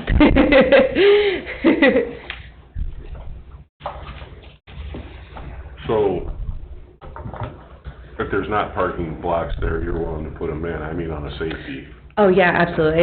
And he's doing some typical painting and stuff like that and trying to get the building up because it did sit for a little bit. So, we could definitely, add that in there and make sure there's parking lots in place right in front of the building. Yeah, I don't know if there's any there or not. I don't know either, and it's uphill, it'd be difficult, but it's not, I mean, he's right, he could have, a parking block would deter that. So, Okay. That's the last thing we want. that's a nice point. Any other discussion here? Anybody? No. There's no further discussion, I'll entertain a motion, be sure you put it in there contingent upon BZA approvals. I'll make a motion, Mr. President, we approve the Little Scouts Academy site plan waiver to include the recent presentation and contingent on, and to include parking blocks in front of the building, and to include pending the, with a contingency pending the BZA approval or denial. Okay, I have a motion by Mr. Wilkeny to approve. Second. Second by Mr. Becker. Roll call, please. Mr. Becker? Yes. Mr. Parker? Yes. Mr. Carnahan? Yes. Mr. Swick? Yes. Mr. Hunley? Yes. Mr. Wilkeny? Yes. Mr. Kapar? Yes, motion carries 7-0. Thank you. Thank you. Good luck. Number 6, Lakeview Business Park, Lot 17 and 18, site plan review. Owners, CLBD South LLC, Andrew Baltimore, P.O. Box 488, Dyer, Indiana 46311. Petitioner E3 LLC, Andrew Baltimore, 13729 Wicker Avenue, Cedar Lake, Indiana, vicinity of 13710 Osborne Street, Cedar Lake, Indiana, 46303 and 13720 Osborne Street, Cedar Lake, Indiana. Petitioner is requesting approval to install a 6-foot security privacy fence around lots 17 and 18, Lakeview Business Park. Good evening. Name and address, please. Andrew Baltimore, 916 Alderbrook Court, Crown Point, Indiana. Nothing's changed in 2 weeks, huh? Nothing. Same fence? Same fence, Same fence, same place. same height, same everything? Yeah, yep. I'll make a motion to approve. I second it. Motion by Mr. Parker to approve, seconded by Mr. Hunley. Roll call, please. Mr. Becker? Yes. Mr. Parker? Yes. Mr. Carnahan? Yes. Mr. Swick? Yes. Mr. Hunley? Yes. Mr. Wolfgang? Yes. Mr. Kapura? Yes, motion carries 7-0. Thank you, sir. Thank you. Letters of credit. Beacon Point Unit 6, performance letter of credit in the amount of $133,733.95, and Unit 7 to performance letter of credit in the amount of $309,673.13, expires on July 27, 2026. Yeah, I actually just wrote a letter for this today, so obviously, it didn't make its way into the packet, but I wrote a letter earlier today, so July 15th. These are two different performance letters of credit for Unit 6 and Unit 7. Schilling wants to combine those two into a single maintenance letter of credit.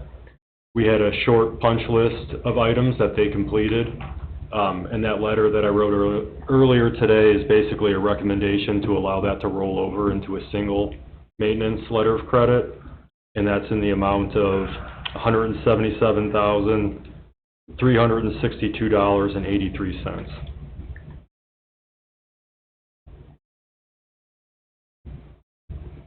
Okay, so is this some minor things to take care of? And then they've done those, so it's good to roll over. Okay. 177,863. 177, 362, 82. 362.82. 83. 83. 83 cents. Close. We're gonna get rid of pennies. So up or down, huh? You know. Okay, if there's no discussion, I'll entertain a motion. We do need to make a motion, don't we? I think so. Yes, you do. I have a question for, Yes. Luke, if I could. Are you finding more and more of this combination or rollover activity of developers on the back end of these various letters of credit? And we're engaged in one right now, as you know, pretty major. Yeah, and I don't know if it's a trend, but it's happened a couple times recently. Obviously, it's kind of uncommon just because they're different phases. Just like the sheer timing of it usually doesn't line up in terms of combining things. This one in particular is just these are somewhat smaller units, so I think the timing did work out. They were, for all intents and purposes, in this case, they were kind of one. Yeah, I guess it does happen. Dave, I don't know if that's like enough to correlate to a new trend or anything, but So I don't have an issue with it, but if it becomes the norm versus the exception, or vice versa, maybe that's something we need to look at in our ordinance. It's a statute or an ordinance item and procedure that we follow on these letter of credits. That's why I'm asking. We stay within the four corners of the law, while still finding the right business-like thing to do in handling these items. Thank you. Just as a reminder, we did that for a previous petitioner a few weeks ago, and they went back on it when they stood in front of us. So I don't know what the legalities of adding these together. They ran, but they couldn't hide. I'm sorry? They ran, but they couldn't hide. True. Plus, there was a promised amendment to all that. Summer winds. But that's why I'm just wondering. Somebody said summer winds, Bob. I did. But that's why I'm wondering why, to David's point, that these keep getting combined. What does that legally do and bind them to when we do that? They're separate now. Why are they not together at the beginning? Well, there are two different times in the project. There are two different parts of the project that are involved. And if they're not consistent or uniform together, there might be difference in schedules on the backside for infrastructure improvements that are we're either responsible for it if we take over or otherwise. And any number of other things. Again, all of which we learned in Summerlin about. Understood.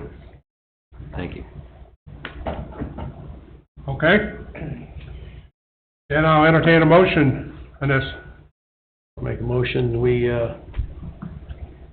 approve the performance letter of credit, Unit 6, Beacon Point, and Unit 7. Convert those to a maintenance bond to the amount of $177,362.83. I'll second it. Motion made by Mr. Wilkie, seconded by Mr. Parker. Roll call, please. Mr. Becker? Yes. Mr. Parker? Yes. Mr. Carnahan? Yes. Mr. Swick? Yes. Mr. Hunley? Yes. Mr. Wilkie? Yes. Mr. Kapur? Yes, motion carries 7-0. Number 2, Birchwood Farms, Phase 1 to 3 and 5. Maintenance letter of credit extension for 3 months in the amount of $395,168.95. Long wait, huh? That's all right. I like to hear what's going on. Jeff Yatsko with Old Toff Homes, 8051 Wicker Avenue. Yeah, we received, so actually this is a letter of credit that was combined 3 years ago. So this is for Birchwood Farms Phase 1, Phase 2, Phase 3, and Phase 5. They were all combined into one maintenance letter of credit. You said, currently you said 2? 1, 1 2, through 3, and 5. Okay, so 2's, not on my list. Well, it's 1-3, I'm sorry. 1 through 3 and 5. And 5, yep. Yeah, that's what it means. Okay. Our current letter of credit expires on August 16th. We just got the letter of credit, about a month ago, so we've been diligently working on it. However, just due to all the rain in June, our concrete contractor is severely behind schedule right now. And I know that he will do an excellent job for the town. He'll get everything fixed, but we're really close, and I don't know that we would hit that August 16th date. So I'm just looking to just extend it 3 months, only 3 months. And then it would be from the August 16th date, so we would be extending it to November 16th. So that we just have some time to get those concrete Just making sure you repairs. hit it. I'm sorry? You're just making sure you hit it. Smart. Yeah, we'll get that turned in here before, probably even August 1st, the new extension date. And then, I'll probably even be before you, before 3 months, asking for that to be released, but we just need a little bit extra time. I'll make a motion to extend it, the maintenance letter of credit for 3 months. I'll second it. Motion made by Mr. Parker to extend the letter of credit to November 16, 2026, seconded by Mr. Wilkie. Roll call, please. Mr. Becker? Yes. Mr. Parker? Yes. Mr. Carnahan? Yes. Mr. Swick? Yes. Mr. Hunley? Yes. Mr. Wilkie? Yes. Mr. Kapur? Yes, motion carries 7-0. Thank you, Jeff. Thank you. Number 3, Cedar Lake Starks, performance letter of credit extension received on 6/25/2026, the amount of $7,700 to expire on August 1st, 2026. This was for that piece of sidewalk. I think the sidewalk's done. So, Has all the grading been done around it? yeah, that's the issue, John, is the sidewalk is in, it looks great. There's a little bit of backfill Yeah. grading, and they're also supposed to move the mailboxes out to the street. So they still need a couple of those minor things to do.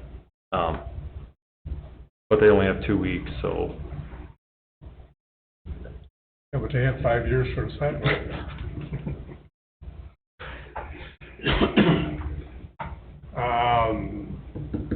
So what's the pleasure here, guys? Got 2 weeks, and, I know it's just a little bit of dirt. I didn't realize mailboxes had to be moved. That was something that we talked with them and they agreed to do. It's not necessarily something that's reflected in the letter of credit, but, Let's not be splitting hairs again. Oh, it's not in the letter of credit. I'm not worried about it. So, we need to make a motion on a poll date and they need to be notified? Is that your suggestion? yes. That's standard. All right. What date do you need, Dave? Well, I'm down to 8 hours. 2 days. Not doing that again. You won't see me anymore. My staff will have taken and eliminated me. 2 days. 2 days?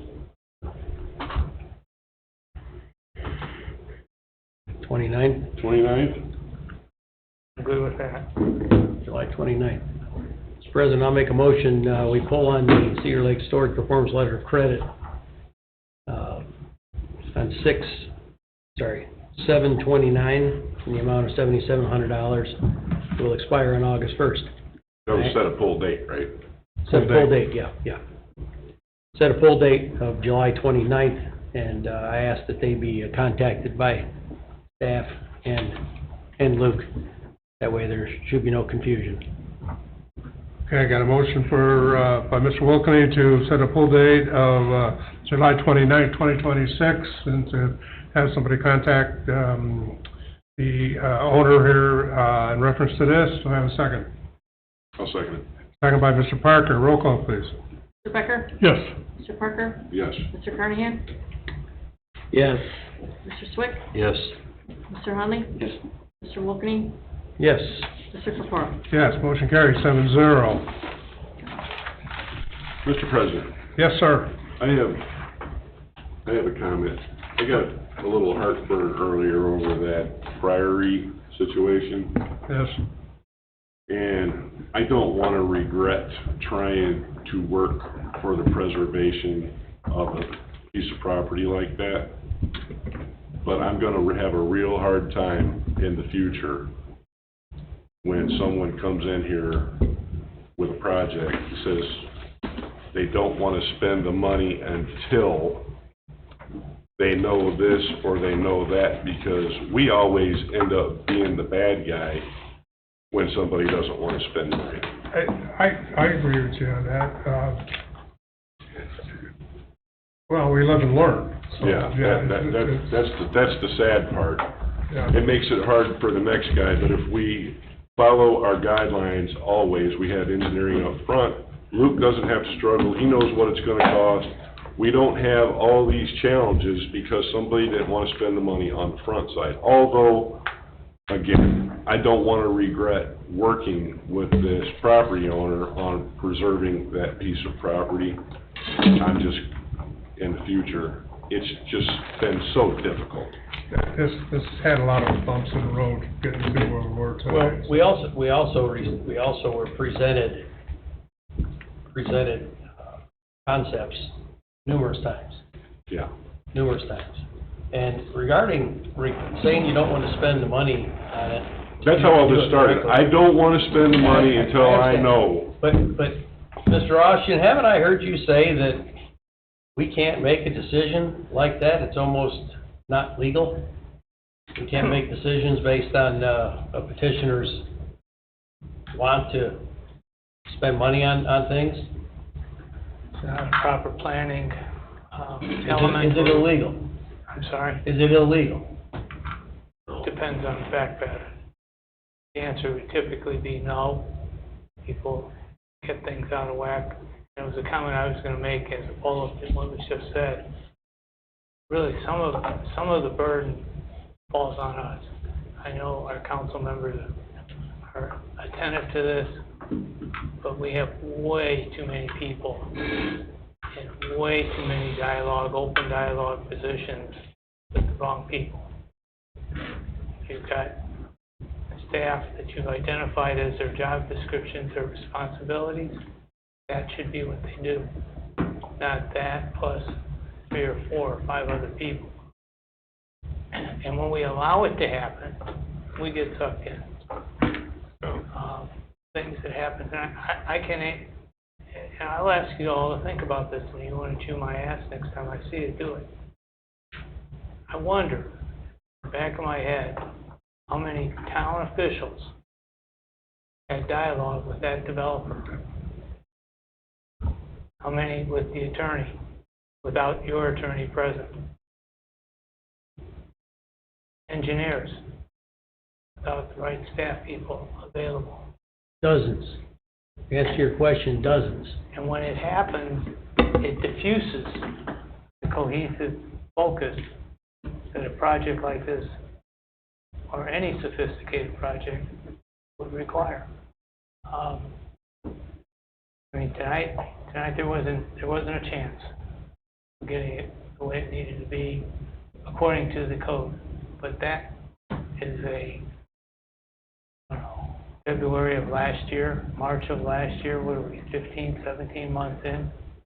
You don't want to see my file.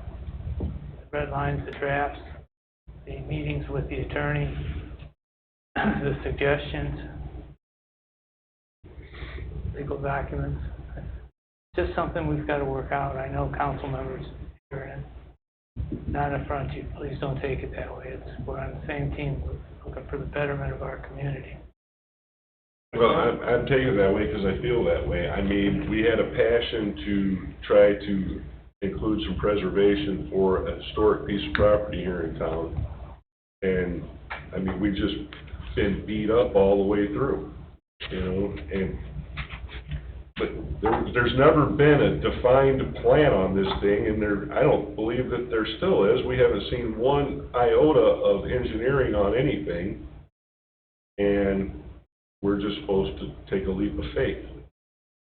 I mean, again, I don't want to regret it, but I won't be going along. I just don't see me going along with anything ever again without engineering on the front side. No. Please also do not think that your ordinance works. It works. Used it, Pinecrest, and Andrew Boltman's project he's here. And we've used that ordinance successfully in the last 6 years. It works. It's logical. If you don't like it, you should change it, of course. But it's gotten us to this point in changing over the modernization, if you will, of the town zoning and subdivision ordinance. We got to remember that's part of it too, subdivision. So. I have one more question. Go ahead. Mr. Austin, the request for that document during one of our petitioners here, would you please let us know when that has been signed?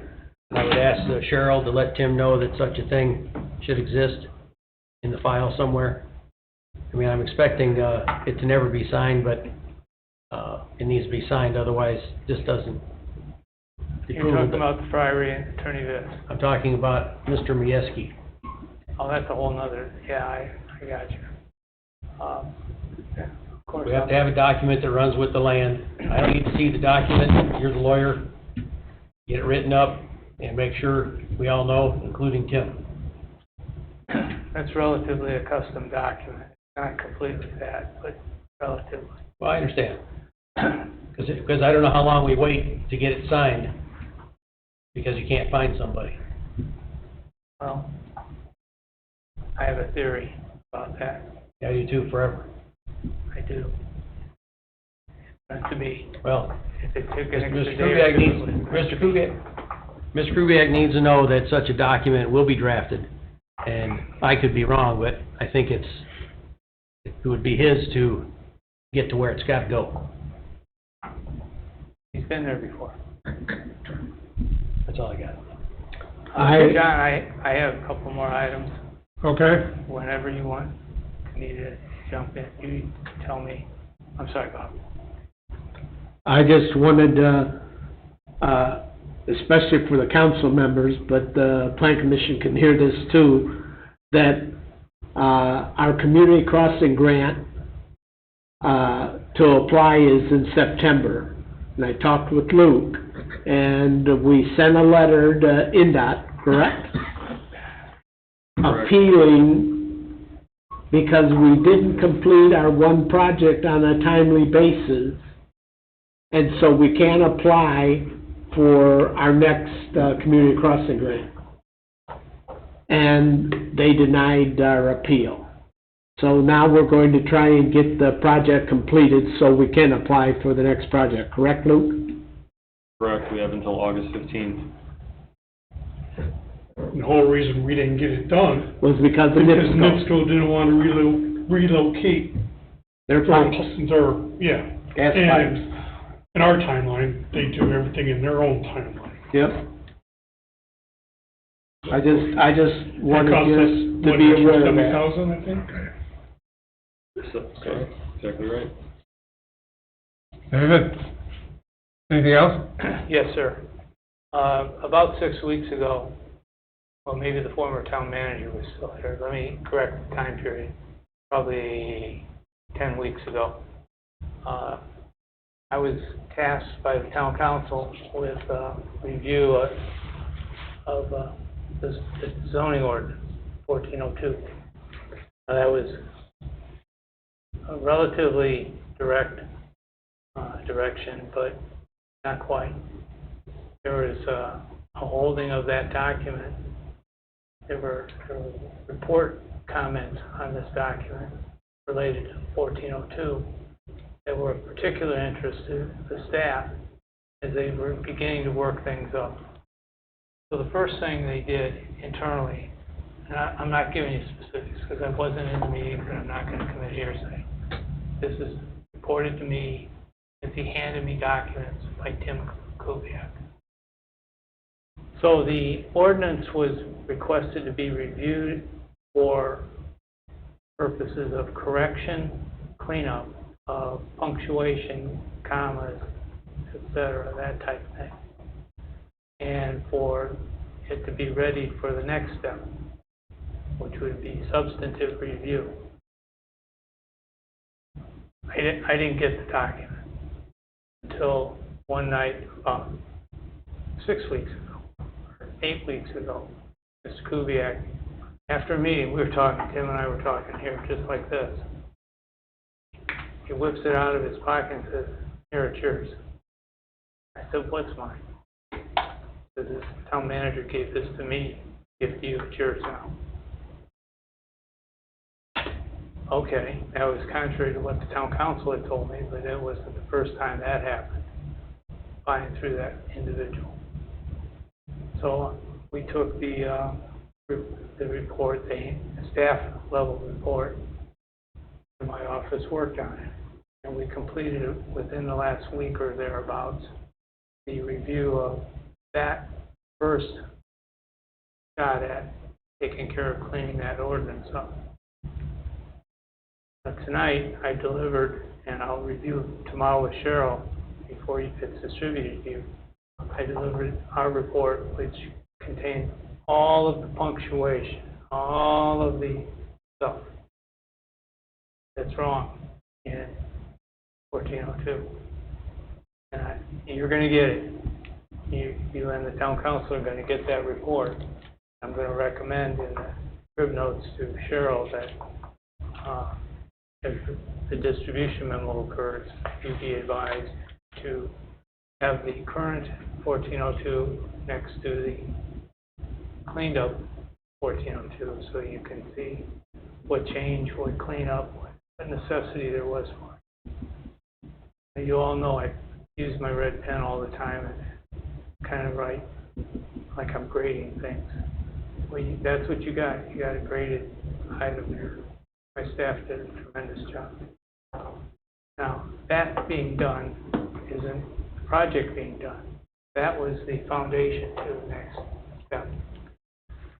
We have received from Mr. Kubiak, when he gave me the second phase, the first phase becoming the second phase, a list and a number of pages of substantial questions, the beef, if you will.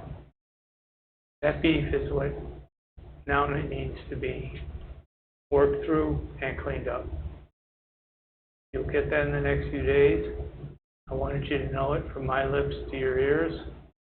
I wanted you to also know that the same amount of work level went into that. But the difference between 1 and 2 is we didn't fill in the space holders. We're not your planners. We're not your planning consultants.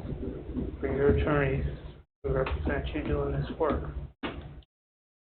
you're gonna need to look at those space fillers, so you see how they mesh, how they work, whether they're even what you want once it's cleaned up. I will be prepared to give the ordinance for the punctuation and FPS within the month, so that a public hearing will be held, that'll be cleaned up. Hopefully your committee and Bob and Chuck and Greg can take this back to the council, that your committee either gets formed or committee as a whole be formed, however you all want to do it. I know a committee was talked about. The committee needs to look at it first and give some feedback on it, and then move it here, in my opinion. So that project moved along. Now, the real news. That project began in 2016, and through a variety of reasons, has been held, changed, modified, even though 1402 was adopted March 2nd of 2012 or 14. It's a while. I'm sorry, 2022. Dave, let me ask you a question. Yes, sir. Town code should be parallel with the zoning ordinance, correct? Well, they actually, you don't need to duplicate them. I'm sorry? You don't need to duplicate them. They don't need to be on parallel paths. They need to be the law, standalone. Okay. Well, I think some of the confusion between the zoning ordinance and town code, I think we're gonna look at some of that too, to try to differentiate a good definition of what town code actually says, and have that to be explainable. Because I think that's part of where some of these hang-ups are. And I haven't looked at all of it, so I can't say for sure, but the committee is sure gonna be looking at both.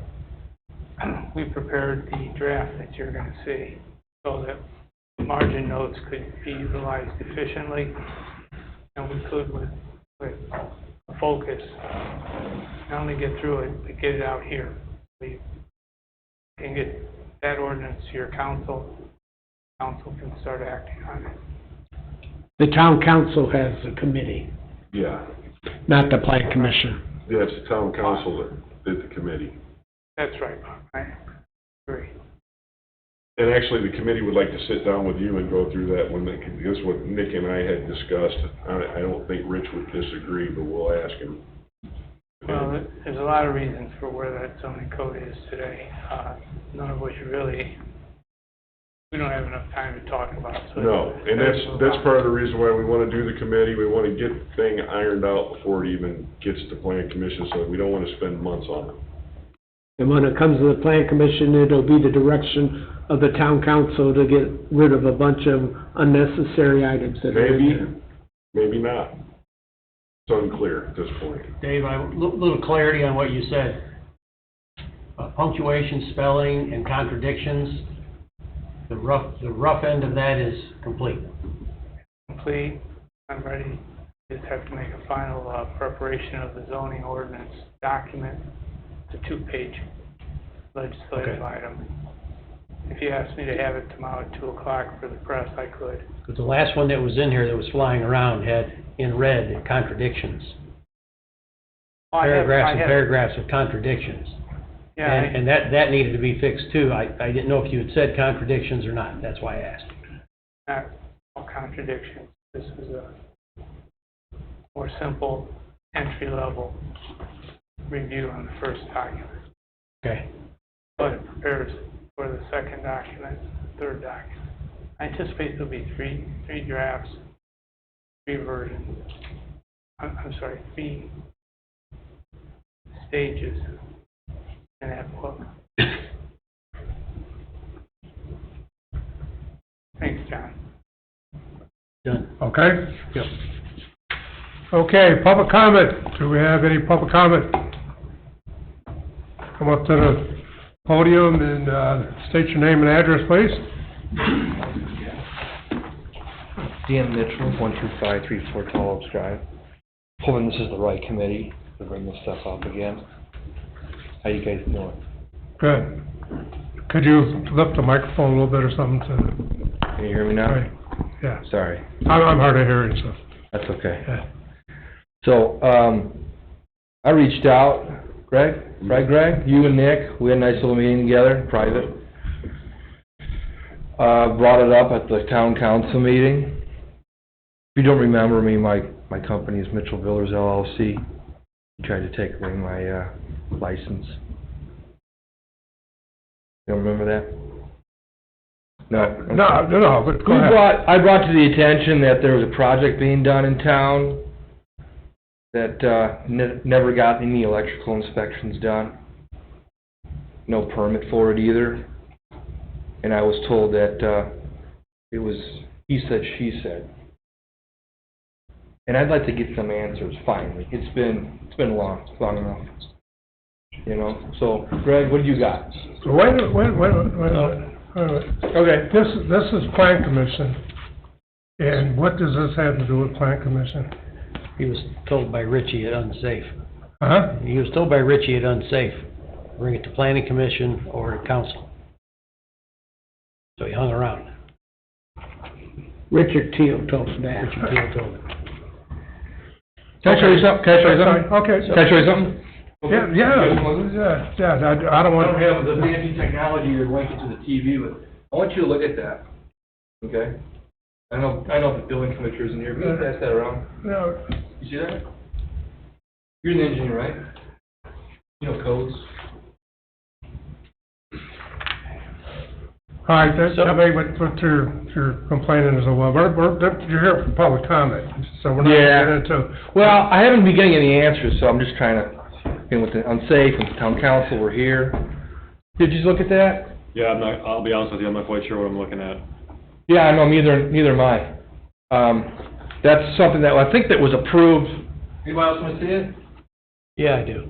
You want to see it? This was probably approved, I don't know, 2-3 years ago by your building department. That probably has 4 to 5 different code violations on a brand new structure. Okay. So, and I've got a couple other pictures in there too. Yeah. So, So you reported the address to the building department? no, I've already sent these pictures. I mean, you guys drive past them every day. They already know. No, we don't drive, I don't drive past any of this stuff every Oh, day. yeah, you do. It's right there on, What is your complaint here? My complaint is that- What is your comment here? We're yeah. bouncing all over the place. Tell me what. I know. This is part of the frustration. So, we brought to your attention that someone that I did a project for didn't get an electrical permit. We made the town know about it, okay? There was no permit, there was no inspections, has nothing to do with my company, you guys didn't do anything about it. Okay, well, this is the wrong venue to be at, because we do not have any control over that sort of thing. Who does that? Because I've been to 3 now. Help me here, help me out here. You know, if Tim was here, we could talk about it, but then, you know, it brings up the other issue of, you know, let's look it up here. Where I would start is I would go in and make a complaint in the office. We did. You're asking me a question, let me finish. Oh, I'm sorry. Okay? Yeah. I would start there and see where that takes you. I would wind up probably at the town council, because that's who runs the town. Plan commission just as you sat through the whole thing. Mm-hmm. And so we don't control if the guy's got a permit, or that's building department. So that's where, if you got a problem with that, you start there. If they did it without a permit, I don't know if they were fined. I have no idea, what happened. So I don't know what you want. I've been trying to tell somebody, I mean, I just said, no permit, no inspection. Yeah, we got that. Okay. We got that. And I'm telling you, there's nothing we can do in here. And I'm telling you, take it to the town council. You got a couple of town council members here. Okay. Right? I haven't heard back from anybody yet, so here I am trying this out. Yeah, well, I would start with my written complaint to the front office. And then take that and see what happens and see what direction they give you and wind up, I guess, town council, because you can't take it to the storm board either, you know, the BZA has nothing to do with it. It's been 3 years, John. Wouldn't that be the building department? Yeah. I'd go to the head of operations and ask him where to start. Okay. Does the building department fall underneath this body in any which way, shape, or form? No. Not at all? No. Okay. Well, I was mistaken. No, we have no control over the building department. Can I ask the lawyer a question, since I'm up here? Does IT 3627, or 36-1-27-1 have any, does that make sense? Do you know what that is? He's been making allegations. I know that title. Huh? I know that title, but not. Conflict of interest? Not specific. So I want to go to the building department, but here's the problem. There's a conflict of interest with your building commissioner. Pardon me? There's a conflict of interest with your building commissioner, okay? And it falls under this. No, all right, stop, right here. I told you several times that we cannot do anything here. I told you to go write your complaint to the front office, see what direction they take you in. If they send it to the building department, go to the building department. If they send you to town council, go to town council. But we here cannot do anything. We have no control over that. I'm Okay. sorry, but we can't. And so you're just spinning your wheels in front of us. I understand that. I respect your concern and your frustration, but I've been trying to figure out who do you talk to for the last 3 years on this? You know, can you see where I'm kind of like, I don't know what to do? You know? I just told you. Yeah. John? Yes. May I offer a suggestion? He's offering a suggestion. Yes, please. You know, and if you, put something in writing to town I did, but keep going. and address it to the proper person. In this case, it could be the town council president, it could be the plan commission president, it could be director of operations, whomever your research takes you to, and document something. Are you telling me who I should contact, or you're just? No, I'm talking with you, I don't know your exact issue, your issue. I know that you're complaining of a circumstance or some event occurring, but I don't know how that affects you and what your complaint is. Well, we sent the complaint that I just brought forth to your president of the town council. Okay. I have not heard back. Greg, you were at the meeting, right? When did you do this? Greg, you remember? All right, you want me to comment on this? 'Cause I will if you want me to. No, I'm just trying to offer him a path. He's had a path. Okay, fair enough. Nick and I sat down with him, we asked him for more information and proof, not just an allegation and photos of something that we can't document. It didn't go any further than that. I talked to the building department about it, they told me, and he admitted that himself, that he was working on this project without a license, under somebody else's license. And they kicked him off the job, or shut down the job, or whatever, and he's been upset ever since that happened, because he didn't get paid, because he was working without a license. I can't verify whether what he's talking about happened, or it didn't happen. I talked to Tony Gatto about it, I talked to Tim about it. They said there was no electrical permit pulled on that project, and they didn't catch him if they did something without the permit. I don't know how we would catch him. So, at the end of the day, he's mad because he didn't get paid because he was working without a license, and he's wanting to take it out on the building department, and I don't know what happened there. Nick told him, Nick responded to his complaint, is he said, she said, which is what it is, because we can't prove anything and neither can he. So he's just beating a dead horse and basically trying to showboat on this thing because he's not getting the reaction that he wants. And I don't know what to do about it. I can't prove it, he can't prove it. So here we are. respectfully, what can I prove? I showed you the text message. What I just said, was that accurate? Are you upset because you got kicked off that job and didn't get paid because you were working without a license? Partially, but you know what? That was 3 years ago. We're not even gonna go there because of what you Well, guys. we have to go there because that's part of You it. let me I mean, use- you're only saying part of the story here. You let me, that's fine, we can get the rest of it. You let me use JTS's license on another project, just fine. I didn't let you do anything. I'm not saying you, I'm saying, We're not going there. This is the wrong venue for this conversation. And you asked a question. I told you, start with a complaint to the front office. Mr. Austin told you what to do. So you need to do that. We're not discussing this any further right now in this chamber. Is that clear? Thank you. Grab a seat or what have you. Let's see if there's any other public comments. all right, well, just call the Attorney General then.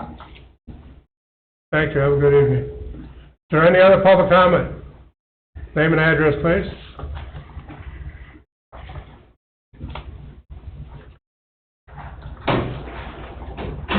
Good evening, everyone.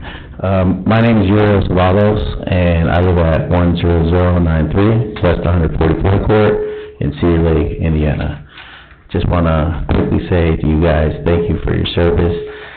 I've been to 3 of these meetings already, and just want to thank you guys, because you guys kind of see a lot that we don't see out here.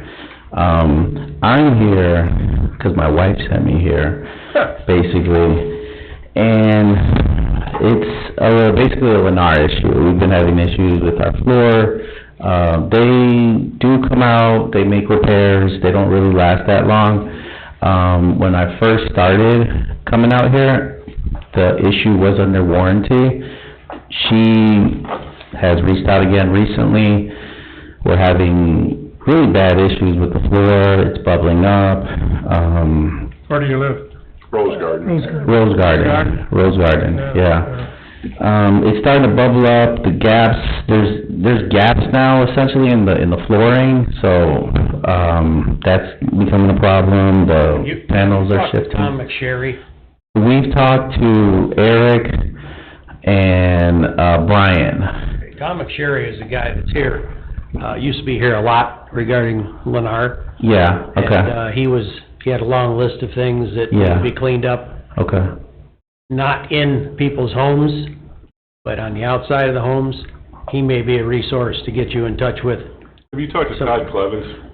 No, That's another guy. Do you have That's his another guy. contact information, Dave? Or Cheryl? For Todd Clevens, because he said that if anybody came in here to put him in contact with them, I might have it on. could you give him, I mean, he said he was okay with sharing his contact information. If you could give him his contact information, that's the guy you Yeah. can talk to. Yeah, 'cause my wife, when she reaches out to Eric, we're used to Brian, and he just said, I can't give you that information. That he just kept it like really like cutthroat and straight to the point, so that's why we're here, you know, we're kind of running into that problem. So anybody that is a little bit higher up He on left some Lennar. cards here, and I don't have them with me tonight. That's the reason why I asked Dave, because I figured that he had it. Okay, yeah. But he said that anybody that came in that had issues, he'd like to hear from them, so Okay. I think that's a fair place to start. Anyone, yeah, anyone. When he was here, he seemed very concerned about getting some of these things resolved. Okay. He also has to evaluate his subcontractors, so it is Okay. a good opportunity for you to share. Absolutely. Share your stories. Oh, I'll share, absolutely. Yeah, just so I just go in the back and, or... He's looking through his Oh, phone he's looking now. through, okay. That's the only reason why I'm here. Okay, well, Okay. If you don't have it, Cheryl, can you send it to him? No? Yeah, let's find it. Okay. I'll just wait in the back then, if that's okay. Thank you, guys. All right, thank you. Do we have any other public comment? You don't have it. Anybody else? No? Oh, Yes. if you're wondering, the, surety money for the, Summer Winds project are sitting on the attorney's desk, People's Bank in Munster. Anticipate a meeting, we need Luke, he's in and out on vacation. We need Luke for a meeting. So, went through that item, and we have that amount of money. If you have any questions or want to know about anything, let me know. I can't hear. He got He's the, working through it. He's got he's the working check. through the summer winds Oh, bond Yeah. situation. is the sidewalk done? He's still working on it, I'm told. Really? Yeah. Well, he thinks he owes nothing. If he does this sidewalk stuff for $44,000 or thereabouts, he thinks they're free. So, Have you been over there, Luke? Not in a while, not since that night of the double crossing.